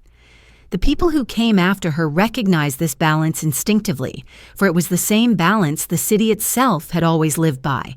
Half light, half shadow, thriving between ruin and rebirth. Her tomb became a pilgrimage not just for believers in her miracles, but for all those who sought something larger than themselves. A connection, a witness, a reminder that the boundary between the ordinary and the sacred is thinner than it seems. On humid afternoons, the cemetery filled with quiet footsteps and the soft click of camera shutters. But as evening approached and the tourists drifted away, a few locals always remained. They would sit on the low wall watching the candles flicker and speak softly of their lives, a lost job, a child's illness, the hope of forgiveness. They did not expect answers. The act of speaking into the air, into her presence, was enough. Faith, after all, was not a transaction but a conversation carried on through time. Meanwhile, the legend continued to renew itself in the city's art. Painters depicted her with storm-dark eyes and hands that held both rosary and serpent. Poets gave her voice to the wind. Filmmakers wrapped her in mystery, turning her image into a cipher for the city's haunted beauty. Some works were reverent, others sensational, but all returned to the same central truth, that she embodied the contradictions of human longing, the desire for control, and the surrender to forces greater than oneself. The artists might not have realized it, but in invoking her, they were continuing the same ritual she had begun, transforming fear into wonder, uncertainty into creation. At night, when the air grew thick with music and the scent of frying spices, it was easy to imagine her among the living. The bars along Rampart Street overflowed with laughter, but in the alleys between them, shadows gathered like old friends. There were stories of a woman seen walking near the cathedral, her white dress glowing faintly beneath the street lamps. She never spoke, never turned her head, but those who met her eyes felt a calm so profound it unsettled them. Some said she appeared only to the lost, others that she came when the city itself was wounded, as during hurricanes, when floodwaters rose and prayers turned to cries. During such nights, a few swore they saw candles floating down the dark water, steady against the wind. The storm of 2005 tested that faith more than any other. When the levees broke and the neighborhoods filled with silence and despair, the cemetery, too, was drowned, its tombs half submerged. But when the waters receded and the people returned, her tomb stood intact, its whitewashed walls streaked with silt but unbroken. Survivors came barefoot through the debris to stand before it. They pressed their hands against the wet stone and whispered thanks, not because they believed she had spared them, but because her story reminded them that endurance was a form of grace. The city rebuilt itself around that memory, each brick laid as an act of defiance and devotion. And now, in this century of lights and machines, Marie Laveau remains. She exists in the shimmer of the river at dusk, in the sway of musicians beneath the old oaks, in the whispered prayers that rise from balconies as storms roll in from the Gulf. She exists in every act of faith that defies reason, in every moment when a person turns to the unseen and dares to hope for mercy. The tourists will continue to come, the scholars will continue to argue, the children will continue to draw her symbols on the pavement with chalk. And through it all, she will continue to walk the line between legend and truth, smiling that small, knowing smile that belongs to those who have learned that death is only another kind of passage. If you listen closely on certain nights, when the air hums with the promise of rain, you might hear her voice. It is not a sound so much as a sensation, the way the heart stirs at the threshold of belief. It asks nothing, demands nothing, only reminds you of your own small share in the great mystery she once embodied, that every life leaves a rhythm behind, and if the world is quiet enough, that rhythm becomes eternal. There are still nights in New Orleans when the air feels dense with memory, when the scent of rain mixes with candle wax and sugar and something older, something that might once have been prayer. On those nights, the city seems to tilt gently backward through time, and the living move in step with ghosts. The sound of a streetcar becomes the rattle of a carriage wheel. The hum of a bar room fades into a hymn. In that stillness, if you stand near the old cemetery and close your eyes, you might feel the faintest stirring of her presence. Marie Laveau, neither saint nor phantom, but the living breath of the city itself, still pacing softly through her dominion. Her tomb has changed through the years, repaired and repainted, its white walls cleaned of the crosses and symbols that pilgrims left in red brick dust. The caretakers tried to protect it from wear, but the people's longing was stronger than preservation. Even after barriers were built, flowers still found their way through the cracks, offerings left at dawn or in the violet hour of dusk. The prayers folded into these gestures were not all alike. Some begged for love, others for revenge, a few for forgiveness. Yet all were bound by the same quiet faith that the woman who had once listened to the pleas of slaves and queens alike might still bend her ear to those who dared to hope. In recent years, the city has spoken her name again with new reverence. Scholars and descendants have reclaimed her story from distortion, restoring her to the dignity she earned through compassion and skill. They describe not the sorceress of rumor, but the nurse who tended to the sick during yellow fever, the midwife who delivered children into freedom, the negotiator who used secrets not for cruelty but survival. They speak of her as a strategist, a leader in a time when women of her color and station were not expected to lead. Her practice of voodoo, long maligned, is now understood as a fusion of African and Catholic traditions, a language of the soul that offered agency to the powerless. Through her rituals, she gave her people a way to speak to the divine in their own voice. But even as her name finds new clarity, the myth persists. Perhaps because myths, once born, do not die. They evolve.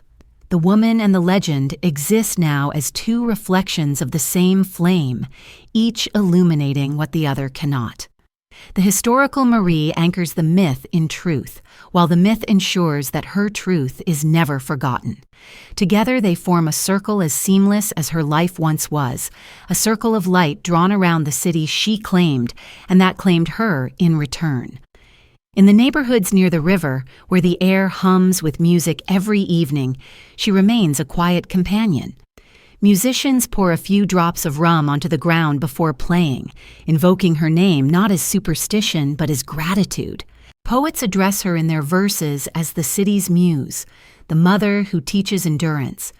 Even the young who no longer attend church know to say her name softly when luck falters or when storms rise suddenly over the gulf. She is their inheritance, the understanding that power can be soft, that strength can dwell in compassion, that faith can wear the face of a woman who smiled at the boundaries and crossed them as easily as stepping from sunlight into shade. On St. John's Eve, when the air grows heavy and the moon floats large above the cypress trees, people still gather by the water. They light candles and release them onto the lake, each tiny flame drifting into the darkness. Some chant the old songs, their rhythms softened by time, while others simply stand in silence. They do not claim to summon her, though many feel her nearness. The wind off the water smells faintly of bay leaf and honey, and when it brushes against their skin, a shiver runs through them, not of fear, but of recognition. They are continuing a memory, keeping the drumbeat alive in another form. There are stories that she appears at these ceremonies now and then, though not as she once was. Some say they have seen a tall woman wrapped in white, standing apart from the crowd, her face half lit by candlelight. Others insist she passes among them unseen, her footsteps marked only by the sudden stilling of the air. Whether such tales are true no longer matters. What matters is that she remains a bridge between the living and the dead, between faith and reason, between what is remembered and what refuses to be forgotten. In the long, quiet hours before dawn, when even the bars fall silent and the city rests in its uneasy sleep, the cemetery seems to breathe. Mist curls low over the tombs, and the stones gleam faintly with dew. Somewhere nearby, a single bird calls, its note high and solitary. It is in these moments that one might understand why she endures. She is not only a figure of power, but of stillness, the calm at the heart of chaos, the unspoken faith that life and death are not opposites, but companions. The same river that floods will recede, the same grief that wounds will one day heal, and in between there will always be the possibility of grace. The people of New Orleans know this. It is written into the rhythm of their days, into the slow walk of funeral parades that turn mourning into celebration. It is there in every feast and every prayer, in the laughter that rises even from sorrow. They have inherited her resilience, her refusal to surrender joy. When hurricanes come, they rebuild. When the waters rise, they wait for the music to return. They do not call this faith. They call it living. And perhaps that is her greatest legacy, not the miracles ascribed to her, nor the mysteries that cling to her name, but the simple endurance of a people who learned from her example that to live is to persist with grace. Marie Laveau's magic was never only in her rituals. It was in her understanding that to believe in something, to act with compassion, is itself an act of power. In a world that worships certainty, she offered mystery. In a world that fears death, she offered continuity. So when you walk through New Orleans and feel the soft press of humidity against your skin, when you hear the laughter echoing off the balconies or see the candles glowing behind the iron gates of the cemetery, know that you are walking in her presence. She is the warmth of the air, the patience of the river, the whisper of prayer that survives in every breath. She is what endures when everything else changes. And if you pause to listen, truly listen, you might hear her voice. Not a command, not even a promise, but a gentle reminder that faith, in its quietest form, is the oldest kind of love. Morning in New Orleans begins not with silence, but with the gradual rising of sound. The metallic hiss of streetcars, the distant hum of a saxophone rehearsing from an open window, the gulls calling above the river where the first barges drift toward the Gulf. Light slides down the walls like slow honey, touching the damp stones of the quarter, and with it comes the faint perfume of the city's memory, coffee, salt, and the ghost of candle smoke. In this waking hour, the spirit of Marie Laveau seems nearest, not as an apparition, but as a presence that moves through the rhythm of daily life, invisible yet undeniable. She exists in the gestures of those who sweep their thresholds, in the murmured good mornings, exchanged between strangers, in the feeling, small but certain, that life continues despite everything. For those who still visit her resting place, each approach feels like returning to an elder's home. The narrow paths between the tombs are uneven, the air thick and forgiving. Some come for luck, some for gratitude, others for the quiet that falls here, the kind that asks nothing but attention. They leave flowers, beads, the worn-out tokens of their lives, hairpins, keys, folded letters, and stand for a while before the stone. There are no prayers prescribed, no rituals required. The act of coming is itself a devotion, a conversation across time. And in the hush that follows, many say they feel lighter, as if something unseen has acknowledged their presence and whispered, "Go on." The historians continue to unearth fragments of her truth, piecing together her lineage from fading records. The child of a free Creole woman, the partner of a soldier, the mother of many, the midwife whose touch guided countless births and deaths. They write of her shrewd understanding of human nature, her ability to read the desires others tried to hide. She had known that power was not granted but taken, and that the truest authority lies not in fear but in trust. She built that trust, one life at a time, healing, consoling, guiding, until her compassion became indistinguishable from myth. The scholars debate the details, whether she truly spoke with spirits, whether her daughter continued her rites, but such questions seem small beside the larger truth that she created space in a divided world for belief to live without shame. Outside the cemetery walls, the modern city swirls with its familiar contradictions. Glass hotels rise above the old French roofs, yet the alleys below remain shaded and slow. The same river that once carried slave ships now bears tourist boats with their flashing lights, but its murmur is unchanged. And through it all, Marie Laveau endures, not frozen in time, but renewed in each generation that speaks her name. For to remember her is to remember something essential about the city itself, that faith and resilience, like the tides, return endlessly, even after ruin. During hurricane seasons, when the skies darken and sirens wail, people still glance toward the cemetery. Some say the storm winds shift when the first prayers reach her tomb. Others say the waters part around her resting place, sparing it each time. Whether truth or legend, the belief brings comfort, and in a place built on both miracles and mistakes, comfort is its own salvation. After the tempests pass, when the city rises steaming from the flood, candles appear again, small islands of light marking gratitude, persistence, survival. They flicker like stars fallen to earth, reflections of the woman who once promised her people that the divine could be found even in the ruins of the world. There is a story still told quietly in the neighborhoods of a nurse who worked through the long nights after one of those storms. She said that as she walked home through the flooded streets, she felt someone beside her. The air was heavy and sweet, her footsteps echoing in the water, and though she saw no one, she felt the press of another presence, calm and strong. "Do not be afraid," it seemed to say, though no sound reached her ears. When she finally reached her house, the candles she had left on the sill were still burning despite the rain. She told her neighbors later that she knew who had walked with her. In New Orleans, such stories are not questioned. They are folded gently into the fabric of daily truth. The deeper one listens, the clearer it becomes that Marie's legacy was never about power, in the sense that history measures it. Her reign had no armies, no laws, no decrees. It was a rule of influence born from empathy and mystery, from the simple act of hearing others' pain without turning away. She governed not through force, but through recognition.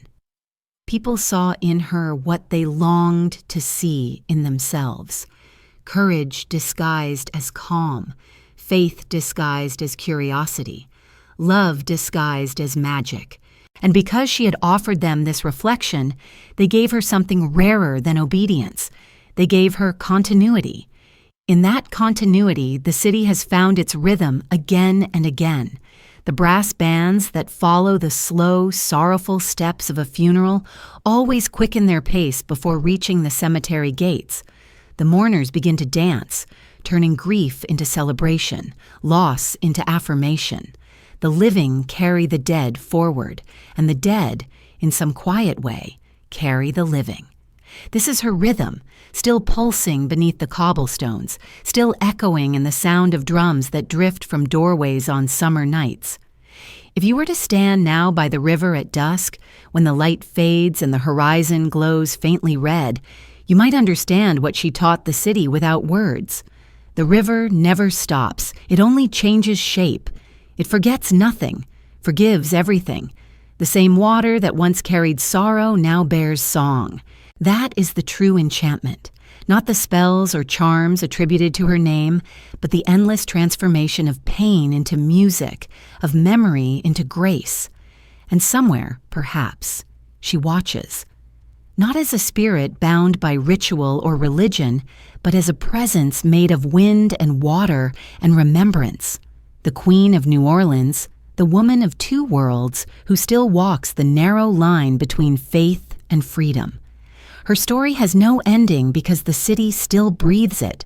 Her name still rises on the lips of those who light candles and those who play horns, of those who grieve and those who love.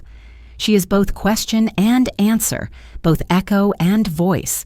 And as long as New Orleans stands, shimmering and imperfect, she will be there, woven through its laughter, its songs, its storms, reminding it, and us, that belief is not a matter of proof, but of persistence. Night descends upon New Orleans like a familiar melody, soft at first, then swelling with rhythm and weight. The lamps flicker to life along the narrow streets, their glow melting into the slow mist that drifts from the river. Music rises from the doorways, threads of trumpet and voice twining with laughter, footsteps and the sighing of the wind through magnolia trees. Somewhere far off, thunder murmurs across the gulf, yet here in the quarter, the air holds its own kind of calm, as if the city breathes in time with something older than weather. And within this hush, her presence gathers again, the quiet gravity of Marie Laveau, the woman who once walked these same streets with a grace that made the living feel closer to their own souls. Her legend has now lived longer than any of her children, longer than the names carved beside hers on the cemetery walls. It has slipped its skin of time and taken root in imagination, where memory and dream are the same. Some say she is the guardian of the crossroads, the place where choice and destiny meet. Others call her the keeper of the veil, the one who stands between the worlds, holding them gently together. Yet those who know the city best understand that she is not confined to myth or marble. She is in the way the people endure, in the way they forgive the world each morning and fall in love with it again each night. Sometimes, during the quiet hours before dawn, the streets are empty, save for the sweepers and the strays. The air smells of iron and jasmine, and the cobblestones gleam like wet shells. If one walks slowly enough, listening carefully, the city begins to speak, not in words but in sensations, as though memory itself has texture. The cool brush of wind across the cheek feels like the touch of an unseen hand. The faint echo of drums carried on the river's breath calls from somewhere beyond reason. It is in moments like these that the people feel closest to her, the queen who never died. She is not a ghost to them, but a rhythm, a reassurance that something unbroken still threads through the chaos of existence. The churches have long since learned to live with her. Once they tried to claim her or condemn her, to separate the sacred from the profane, but the line proved too thin. Now her name lingers even within the prayers offered beneath stained glass, not spoken aloud but felt.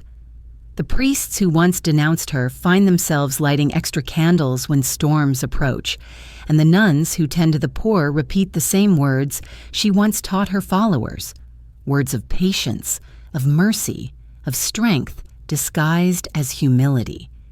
In this way, her faith has become part of the city's conscience, neither wholly pagan nor wholly Christian, but human, practical, and kind. Visitors to the city sense it even if they cannot name it. They arrive expecting spectacle, the glimmer of masks, the indulgence of music and drink, and they find instead a strange tenderness woven through the revelry. They see strangers helping one another through flooded streets, neighbors sharing food after storms, a resilience that borders on grace. They ask what keeps New Orleans alive despite the floods and the fires, and the locals smile, shrug, and say, "The spirits take care of us." The answer is half joke, half truth. The spirits, after all, are only as strong as the faith that sustains them, and Marie Laveau's faith, her insistence that the sacred is not distant but among us, has never faded. In recent years, her image has appeared everywhere, from murals painted on cracked walls to medallions worn around the necks of street preachers and artists. Some portray her with eyes closed, serene. Others show her with her gaze lifted, commanding. But beneath every representation lies the same expression, one that hovers between understanding and forgiveness. She seems to say, I have seen what the world can do, and I love it still. That, more than any charm or incantation, is her true power. She loved without illusion, knowing that life would break its promises and still be worth blessing. There are festivals now held in her honor, gatherings where drums echo across the lake and the air glows with lanterns. People from every path, Catholic, Vaudouisant, skeptic, seeker, stand side by side, their faces illuminated by firelight. They do not summon her, they celebrate her. The elders sing the old chants, the children dance barefoot in the sand, and the wind off the water moves through them all like a sigh of approval. For a moment, the crowd becomes a single body, and the distance between past and present dissolves. This is how she remains alive, through communion, through rhythm, through the simple act of remembering together. Even the skeptics, those who dismiss magic as metaphor, find themselves moved by the quiet persistence of her legend. They see her as a symbol of self-made power, a woman who ruled not through fear, but through understanding. They read her life as a testament to the strength born of compassion, to the authority that grows from listening rather than commanding. And in this reading, she becomes not a relic, but a guide, a reminder that faith, however it is named, begins with attention. When night deepens, when the lanterns gutter out and the revelers disperse, the lake lies still again under the moon. The candles left by the worshippers drift toward the horizon, their flames mirrored in the dark water. Somewhere out there, where the line between reflection and reality blurs, there is a sense of motion, perhaps a figure turning, perhaps only the wind. The people who linger do not strain to see. They simply bow their heads. The silence that follows is rich and full, like the pause between heartbeats. It is the same silence that has always been hers, the silence that holds both endings and beginnings. For Marie Laveau was never simply the story of one woman. She is the story of the city's ability to renew itself, to rise again from flood and fever, from loss and forgetting. Her memory is the pulse beneath the music, the warmth that lingers after the rain, the courage that keeps the lights burning when the storms return. And in this way, her enchantment endures, not dark, not light, but human, infinite in its gentleness.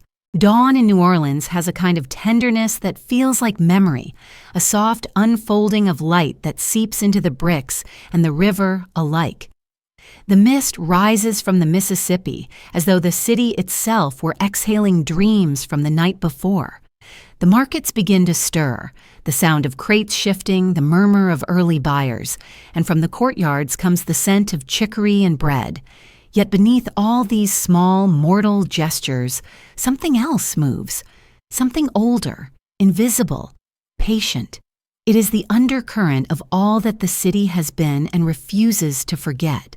It is, perhaps, the heartbeat of Marie Laveau, still echoing in the soil she once walked. Her story, like the river, has no end and no beginning.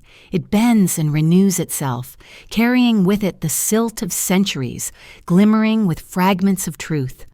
Those who still light candles at her tomb say that time behaves differently there. The air thickens, the world slows. They describe the sensation of standing in two realities at once, the present with its buzzing phones and hurried steps, and another world, quieter, scented with wax and flowers, where prayers still rise like smoke and voices whisper from the stones. They come not only to ask, but to remember. The young come to ask for love, the old for peace, the sick for mercy, and the lost for direction. And somehow, in the stillness of that place, each leaves with a small flicker of what they sought. Whether this is miracle or simply the power of faith does not matter. What matters is that it continues to happen. Beyond the gates of the cemetery, the city swells with its contradictions. Jazz bands march beneath banners of mourning. Laughter echoes beside tears. Life and death share the same rhythm here, and perhaps that is why Marie Laveau endures. because she understood what others feared to see, that the two are not enemies but companions in an endless dance. She had once led that dance in secret ceremonies by the lake, her followers moving in circles under the moon until exhaustion became ecstasy, until fear dissolved into something like freedom. Now the dance continues in another form, in parades, in funerals, in the slow sway of the city itself as it learns, again and again, how to survive. There is a resilience in New Orleans that outsiders often mistake for defiance. It is deeper than rebellion. It is communion, a shared knowledge that beauty must coexist with loss, or it will not last. Marie had known this long before the city learned to speak it aloud. When yellow fever swept through the streets, she did not flee but tended to the sick. When storms tore roofs from houses, she gathered what remained and made altars of ruin. When injustice pressed against her people, she found ways to bend it without breaking. Her power was never in the rituals alone, but in her understanding that hope is a discipline, not an accident. And to keep believing is itself an act of creation. In the decades since her passing, the legend of her daughter, perhaps her double, has only deepened the mystery. Some claim the younger Marie Laveau continued the rites. Others say she was the same woman reborn, the queen who had simply shed one body for another. The records blur, the stories conflict, yet perhaps this confusion was part of her design. In duplicating herself, she escaped the confines of mortality. She became both woman and myth, mother and child, living and eternal. And as long as her identity remains uncertain, so too does her presence, capable of returning in any form, speaking through any voice. Writers have tried to capture her essence, painters to fix her image, historians to separate her truth from her legend, but all find that she resists containment. She is too fluid, too intertwined with the city's pulse. Even her tomb, though immovable in stone, feels alive, the walls sweating in summer heat, the candle smoke curling like breath. It is as though she chose not a grave, but a threshold. Every visitor who touches the marble steps briefly into that threshold, and knowingly or not, leaves changed. At night, the city remembers her differently. The hum of the day gives way to the slow lament of horns, and the river gleams black beneath the moon. In certain corners, candles still burn behind curtained windows. A woman might whisper her name before bed. A man might pour a drink to the empty air, offering thanks or apology. The gestures vary, but their meaning is the same: acknowledgement. In a world that forgets too easily, to remember is a sacred act. Through these small rituals, Marie Laveau continues to be conjured, not by summoning, but by gratitude. Even now, scholars debate the exact date of her death, the details of her lineage, the authenticity of the miracles attributed to her. They count these uncertainties as flaws in the historical record, yet perhaps they are part of her triumph. For in remaining unknowable, she remains infinite. A fixed truth can be dismissed. A mystery endures. The city that she shaped understands this better than any. It has rebuilt itself countless times, each version rising from the bones of the last, transformed but never erased. And in that continual rebirth, Marie Laveau is present, smiling perhaps, at the futility of those who seek to define her. When the rain comes, as it always does, it washes the streets clean and fills the air with that peculiar scent of sweetness and decay. The people lift their faces to it without fear. The water runs through the gutters, past the cemetery, past her tomb, down to the river that remembers everything. The candles may be extinguished, the flowers carried away, but when the rain stops and the sky clears, someone always returns to light a new flame. It has been that way for more than a century. It will be that way for as long as the river flows. And so her enchantment remains, not dark, not light, but balanced in the space between. It is the understanding that all things sacred are also human, and all things human are sacred. The people of New Orleans know this instinctively, for they live with ghosts not as intruders, but as kin. They speak to their dead, sing to their memories, dance with their shadows. Marie Laveau taught them that this is not madness, but grace, that to live in communion with what came before is to live fully. And as long as her name is spoken, on balconies, in churches, in songs whispered into the wind, her power endures, quiet and unbroken, like the heartbeat of the city that will never let her go. The river is still her witness. It slides past the city with its slow, unhurried strength, carrying fragments of driftwood, lost petals, and reflections of the sky that never quite hold still. To the people of New Orleans, the river has always been a presence that both gives and takes. Just as she was, it nourishes, destroys, remembers. In its currents there lingers a whisper of her rhythm, for she understood what the river knew, that endurance is a kind of wisdom, and that nothing worth keeping can ever be truly possessed. When the rains come and the water rises to kiss the lower steps of the levee, the old women who live nearby murmur that Marie is restless again, walking beneath the surface, blessing the city against what must come. And perhaps they are right. For when the clouds clear, the air smells faintly of camphor and rose, and the wind moves with a peculiar gentleness, as though guided by invisible hands. Her story has now passed through so many voices that it has become something larger than biography, larger even than legend. It has become a language of its own, a way for the city to speak about survival without speaking of pain. Children hear her name before they learn to read. They hear it in lullabies, in the calls of street vendors, in the easy laughter of their elders. To grow up here is to inherit not just a place, but a conversation, one that began long before anyone can remember, and that will go on long after the last storyteller is gone. Each generation adds a new verse, polishing her myth like a coin passed from hand to hand, its edges softened, but its weight enduring. In recent years, her likeness has taken new shapes. Artists paint her eyes on alley walls, wide and steady beneath halos of blue. Musicians dedicate songs to her during the festivals when the air turns gold and full of brass. Writers, lovers, and wanderers invoke her name as both talisman and question. What does it mean, they ask, to belong to a place that lives half in the living world and half in the unseen? Her answer, if she still speaks, is not in words, but in the way the city breathes, with patience, with beauty that refuses to be tamed, with music that rises from grief and turns into joy before it finishes the note. The historians continue to refine her story, piecing together her records with the care of archaeologists. They find fragments, an old baptismal entry, a legal petition signed in her delicate hand, a notice of a funeral. Each document adds clarity and yet deepens the mystery.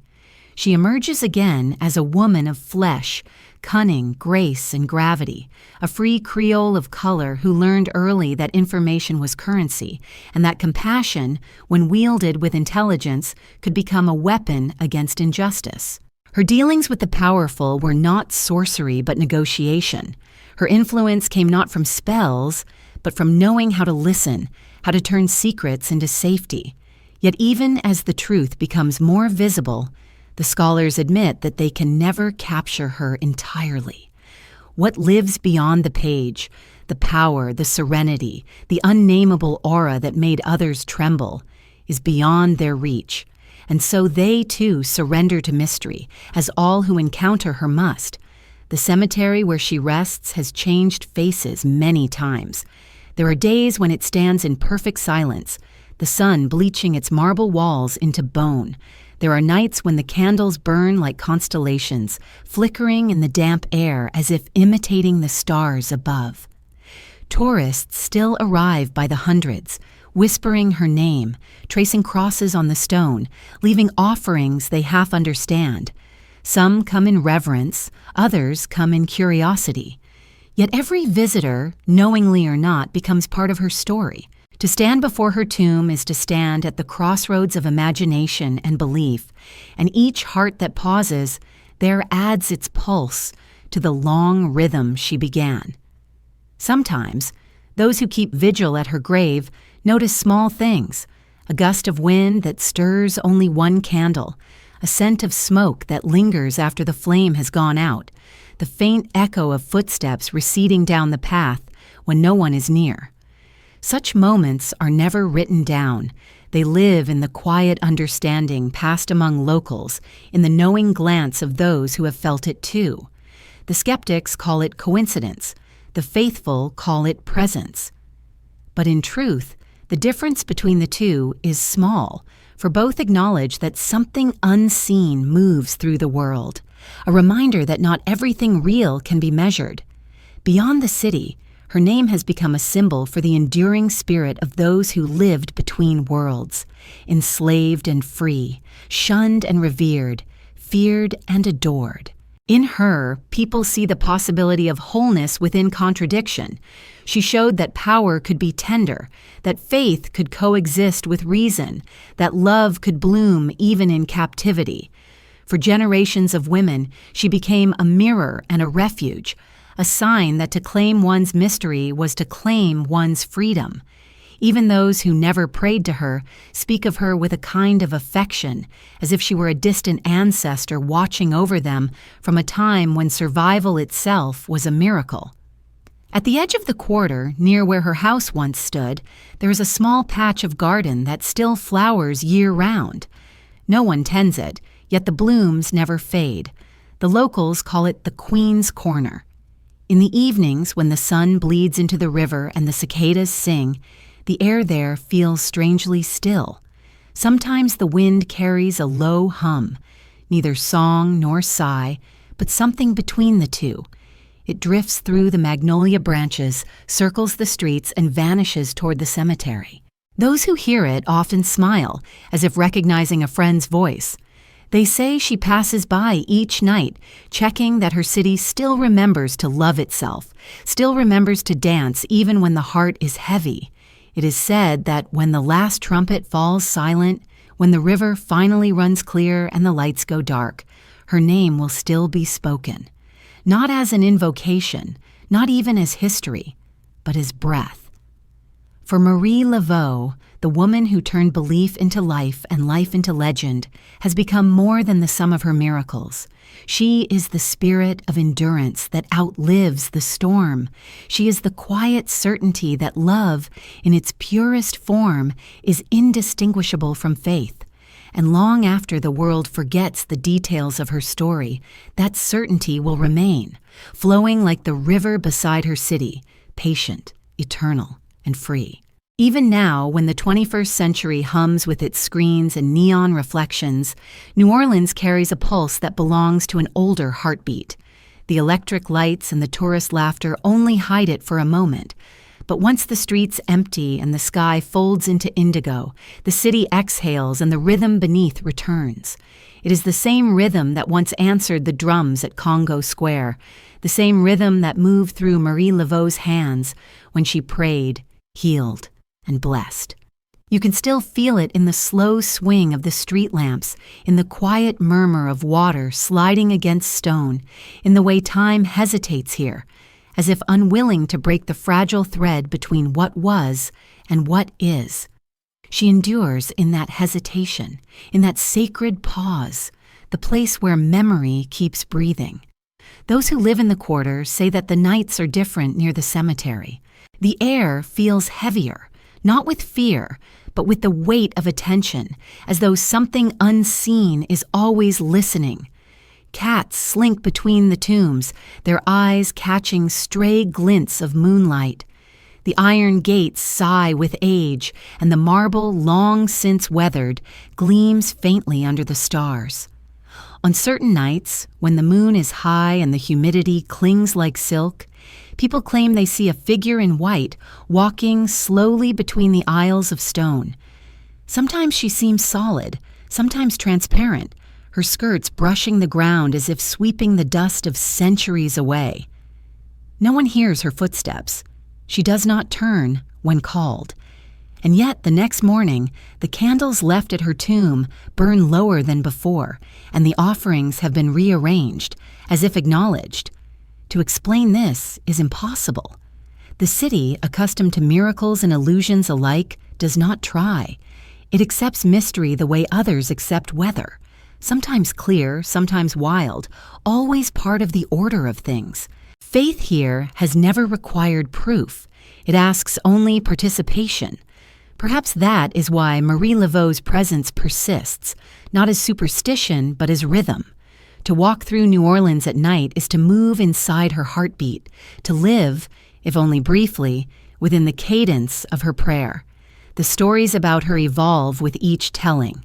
Some speak of her appearing to the sick, laying a cool hand on fevered brows.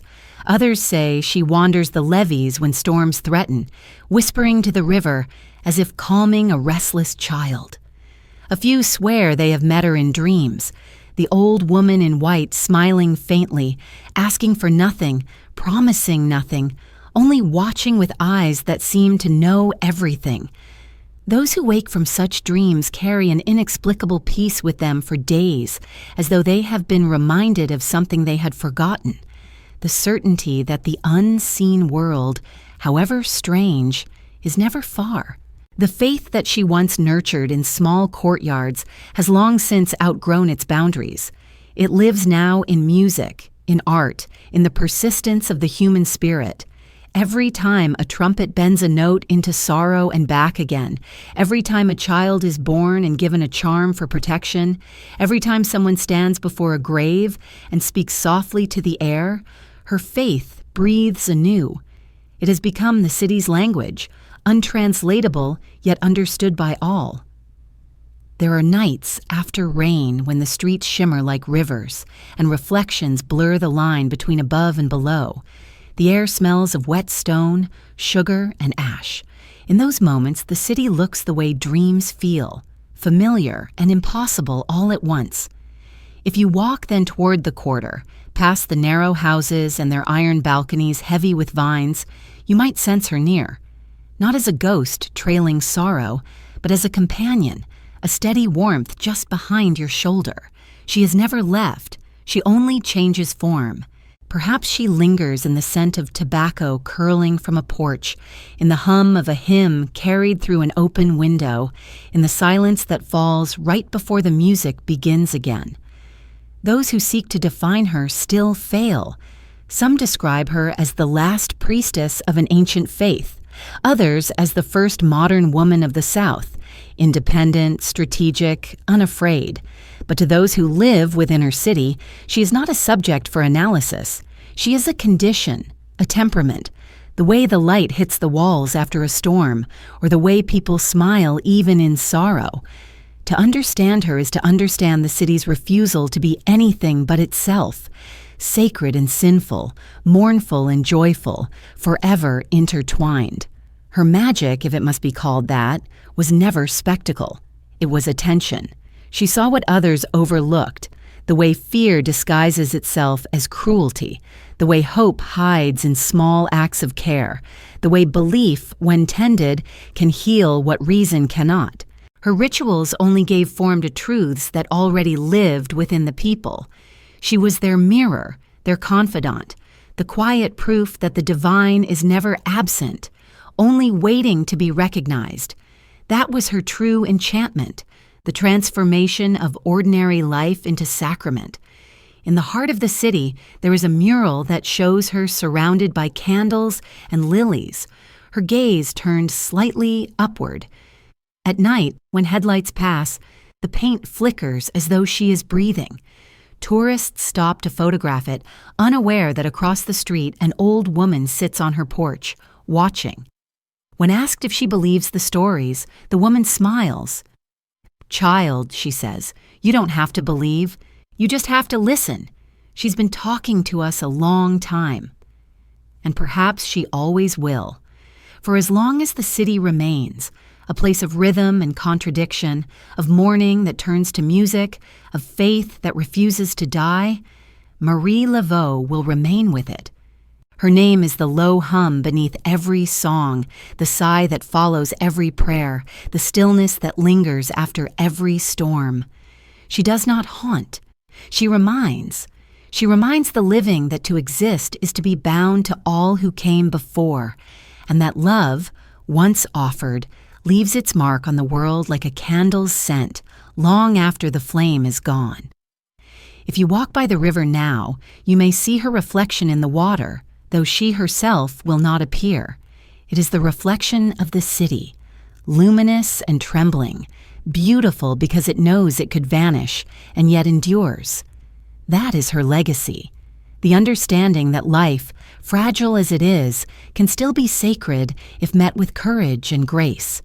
And in that quiet recognition, somewhere between the rustle of magnolia leaves and the whisper of the tide, her spirit continues to move, patient as the river, endless as the song.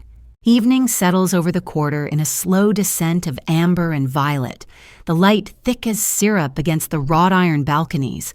The streetcars rumble faintly in the distance, and the air carries the layered scent of this place. River water, old wood, tobacco, magnolia, and rain not yet fallen. Somewhere a horn begins to play a tune that seems older than sound itself, a melody without beginning or end. It rises, falters, and rises again, just as the city always has. In that sound is her memory, not spoken, but felt. Marie Laveau, the heartbeat that never left the body of New Orleans. To the people who live here, she is no longer a tale to be told, but an atmosphere, a quiet persuasion that touches everything without ever asking to be named. The cemetery where she rests stands between shadow and sunlight, its stones bright white by day and gray as bone by night. The tourists still come, pressing their palms against the marble, whispering wishes they half believe. The locals pass by more slowly, nodding in respect, murmuring a small greeting under their breath. Children skip stones near the gates, and the elders scold them softly, not out of fear, but out of reverence. For in this city, death is not an ending, but a threshold, a door that remains ajar. They say her tomb hums faintly after dusk, a vibration too low for the ear but strong enough for the heart to notice. It is the sound of prayers resting, of the living and the dead keeping each other company. On nights when fog wraps the streets in its cool embrace, the boundaries grow tender. The gas lamps bloom halos of gold through the mist, and the narrow alleys seem to stretch, carrying footsteps from another century. Those who walk alone at such hours often speak of a comfort that trails them, a warmth like a hand against the shoulder. The city has grown used to it. The cab drivers who work the night shift will nod toward the cemetery as they pass and say, "The Queen's watching out tonight." And when storms rise suddenly from the Gulf, as they often do, they will glance toward the levee and add, "She'll keep it steady."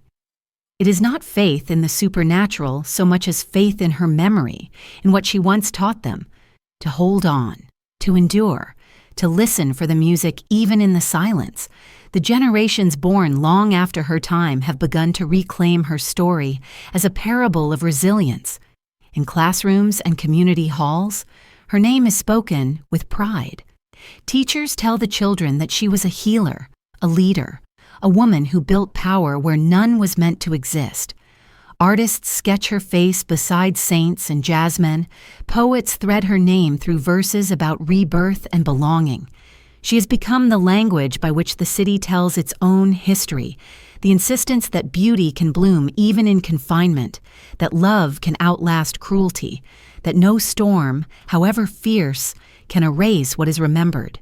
And every year, when the festivals return, her image rises again, painted on floats, stitched into banners, carried through the streets by dancers in white.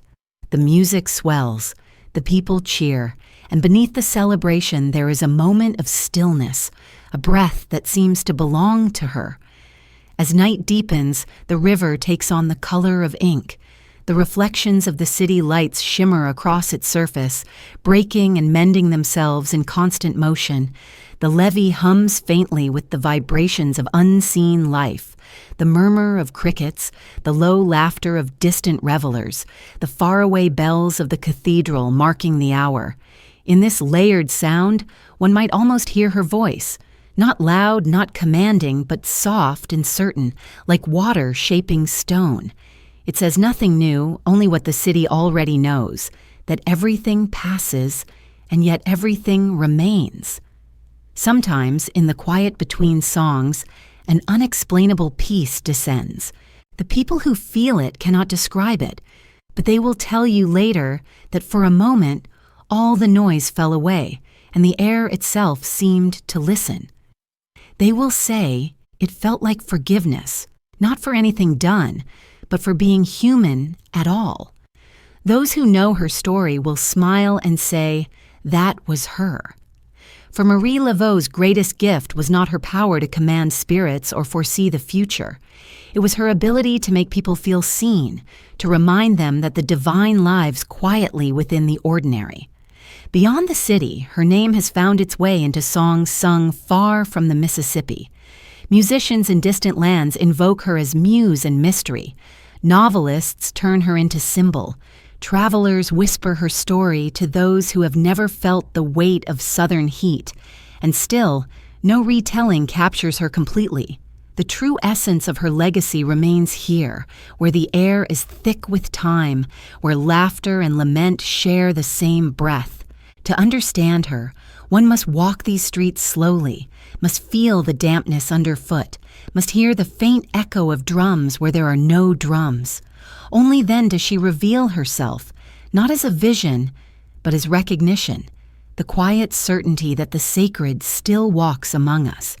When the city sleeps at last, the sounds fade into a hush that is not silence, but rest. The candles by her tomb gutter and die, leaving trails of smoke that curl upward like questions without answers. Somewhere a window closes, somewhere a prayer concludes, and in that breath between ending and renewal, she lingers, calm, watchful, eternal. She belongs to no religion, no myth, no single name. She belongs to the living who refuse to forget, to the dead who refuse to be gone, to the city that continues to rise from its own ashes with grace and stubborn joy. Her spirit hums beneath the cobblestones, steady as the river, endless as the song. Morning in New Orleans never truly begins. It simply returns, as if the night had only paused to inhale. The city's breath quickens again, the clatter of carts in the market, the ring of a church bell, the rustle of palm leaves stirred by early wind. The river glints beneath the newborn sun, broad and brown and endless, reflecting light like molten brass. From the balconies, laundry flutters in slow rhythm, and the scent of chicory coffee coils upward through the damp air. There is no stillness here, not really, only the rhythm of continuation, the quiet insistence that life must go on. And within this rhythm, unspoken yet unmistakable, lies the echo of her name, Marie Laveau. It hums beneath the pulse of the city like a bass note that no instrument can play. Visitors come and go with their cameras and their questions, walking the narrow streets that bear her story. They take tours of her resting place, gaze upon her likeness printed on charms and postcards, buy candles bearing her face. They come seeking mystery and leave with something softer, more human, a feeling that the veil between life and death is not as final as they imagined. For in New Orleans, memory is a living thing. It does not stay where it is put. It spills out of the past and mingles with the present, moving through laughter and rain and music until it becomes indistinguishable from breath. The people who belong to this city know that every step they take is an act of remembrance. And so, Marie Laveau's legacy is not confined to marble or story, but continues in the way people here love and mourn. When someone dies, the living dance them to rest, brass horns wailing grief that rises, folds, and resolves into joy. When disaster strikes, the people rebuild not just walls but spirit. They decorate the ruins, light candles in windows, and keep singing. It is this refusal to surrender joy that carries her essence forward. She taught the city, whether it realized it or not, that faith is not the denial of sorrow but the transformation of it. Her alchemy was emotional rather than elemental. She turned fear into dignity and pain into endurance. The rituals she once performed have changed their shape, but not their soul. The women who once sought her blessing now carry their own power in quiet gestures. A prayer whispered over a newborn, a bowl of water set beneath a window to cool a fever, a candle lit for safety before the rain. The men who once feared her influence now speak her name with respect, some with gratitude. In this city that still speaks in half-secrets, her presence is invoked in kitchens and churches alike, a name murmured to steady the heart before taking a risk. The spell has become an inheritance, passed through generations not as magic, but as courage. In recent years, those who trace their lineage back to her, blood or spirit, have begun to gather on the eve of her birthday. They come not to worship, but to remember. Descendants, musicians, scholars, and strangers form a slow procession through the quarter, carrying candles in glass jars. There's no chanting, no display, only the soft sound of footsteps and the whisper of flame. They walk to the cemetery where the air seems to shimmer with expectation. Someone hums a hymn that turns, almost imperceptibly, into a blues refrain. When they reach her tomb, they leave their lights along the wall until it glows like a constellation fallen to earth.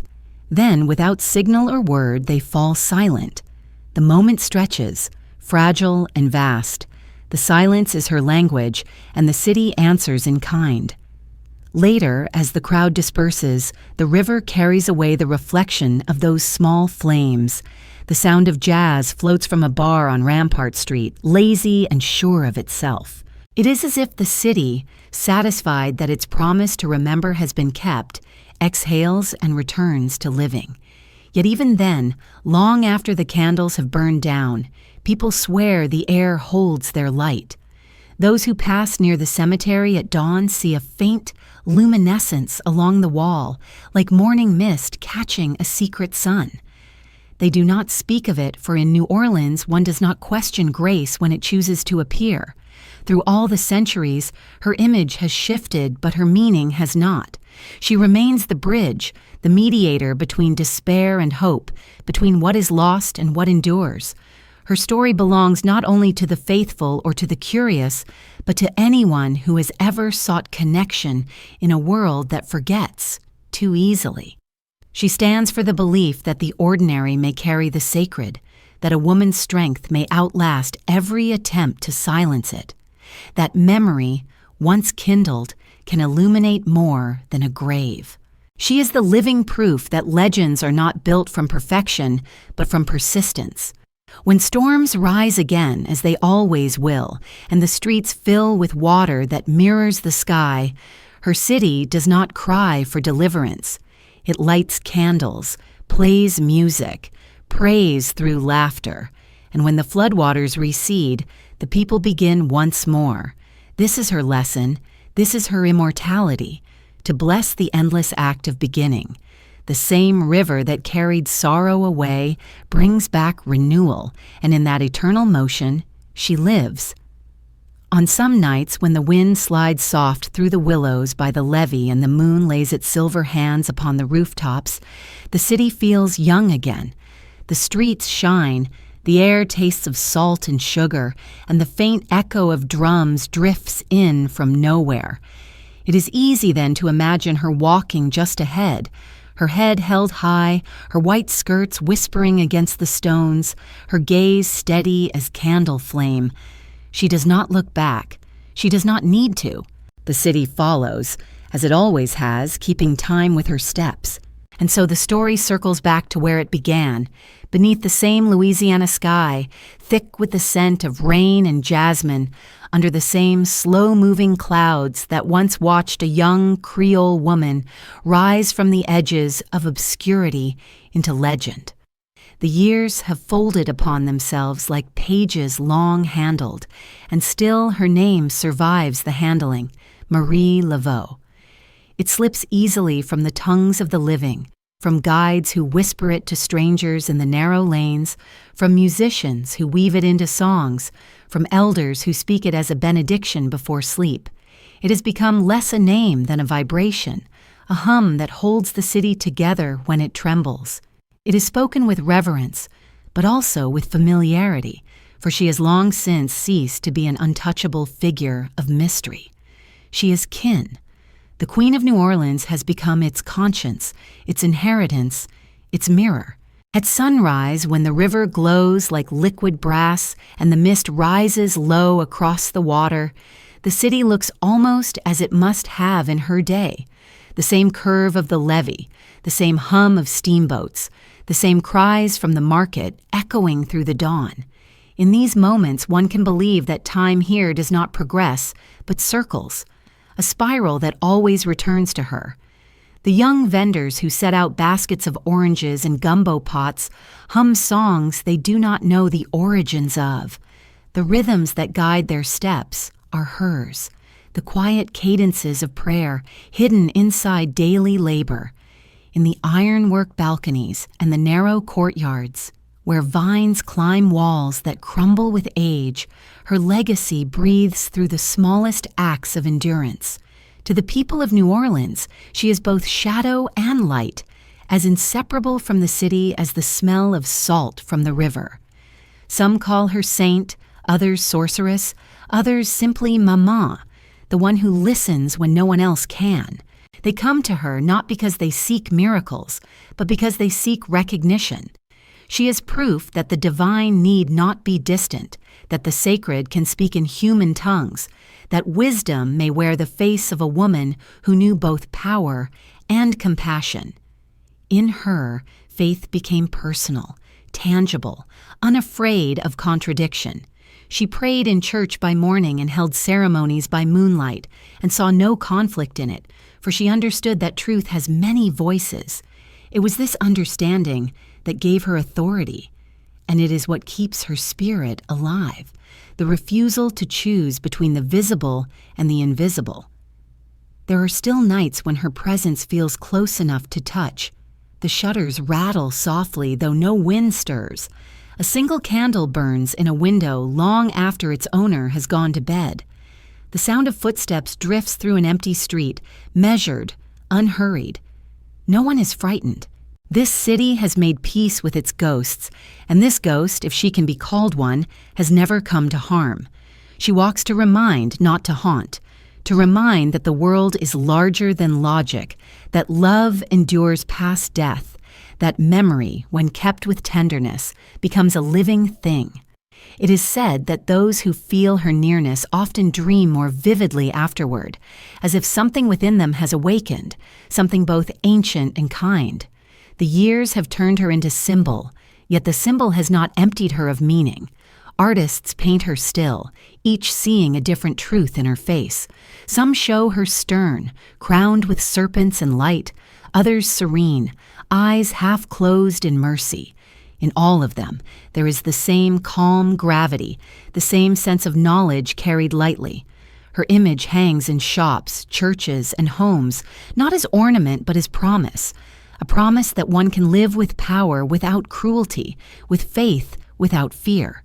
For the people who light candles to her, she's a bridge between opposites, between survival and grace.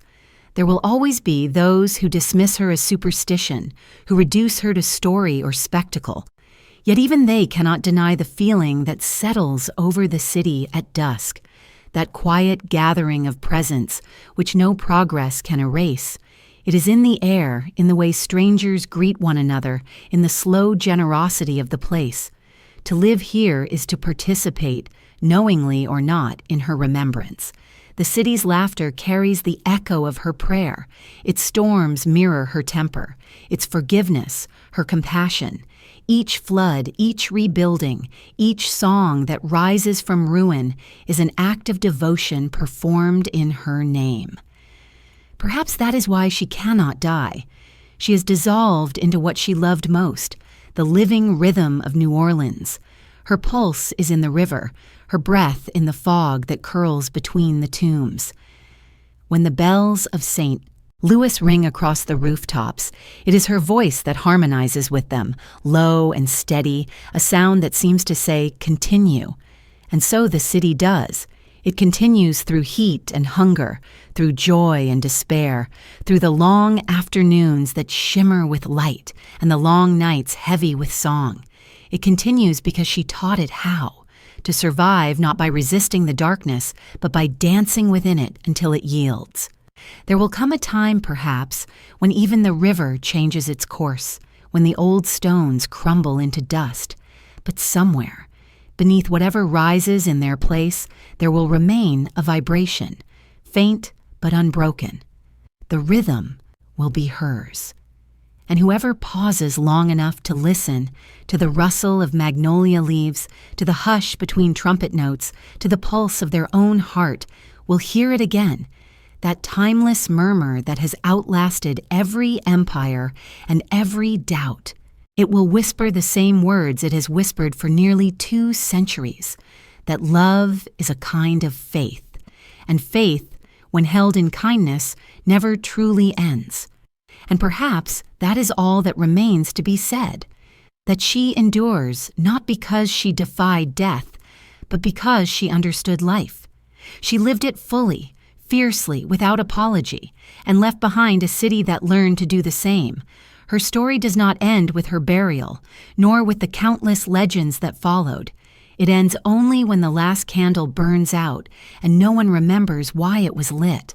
But that day will never come, for the people of New Orleans will always remember, and the river will always carry her reflection, trembling but unbroken, into the horizon.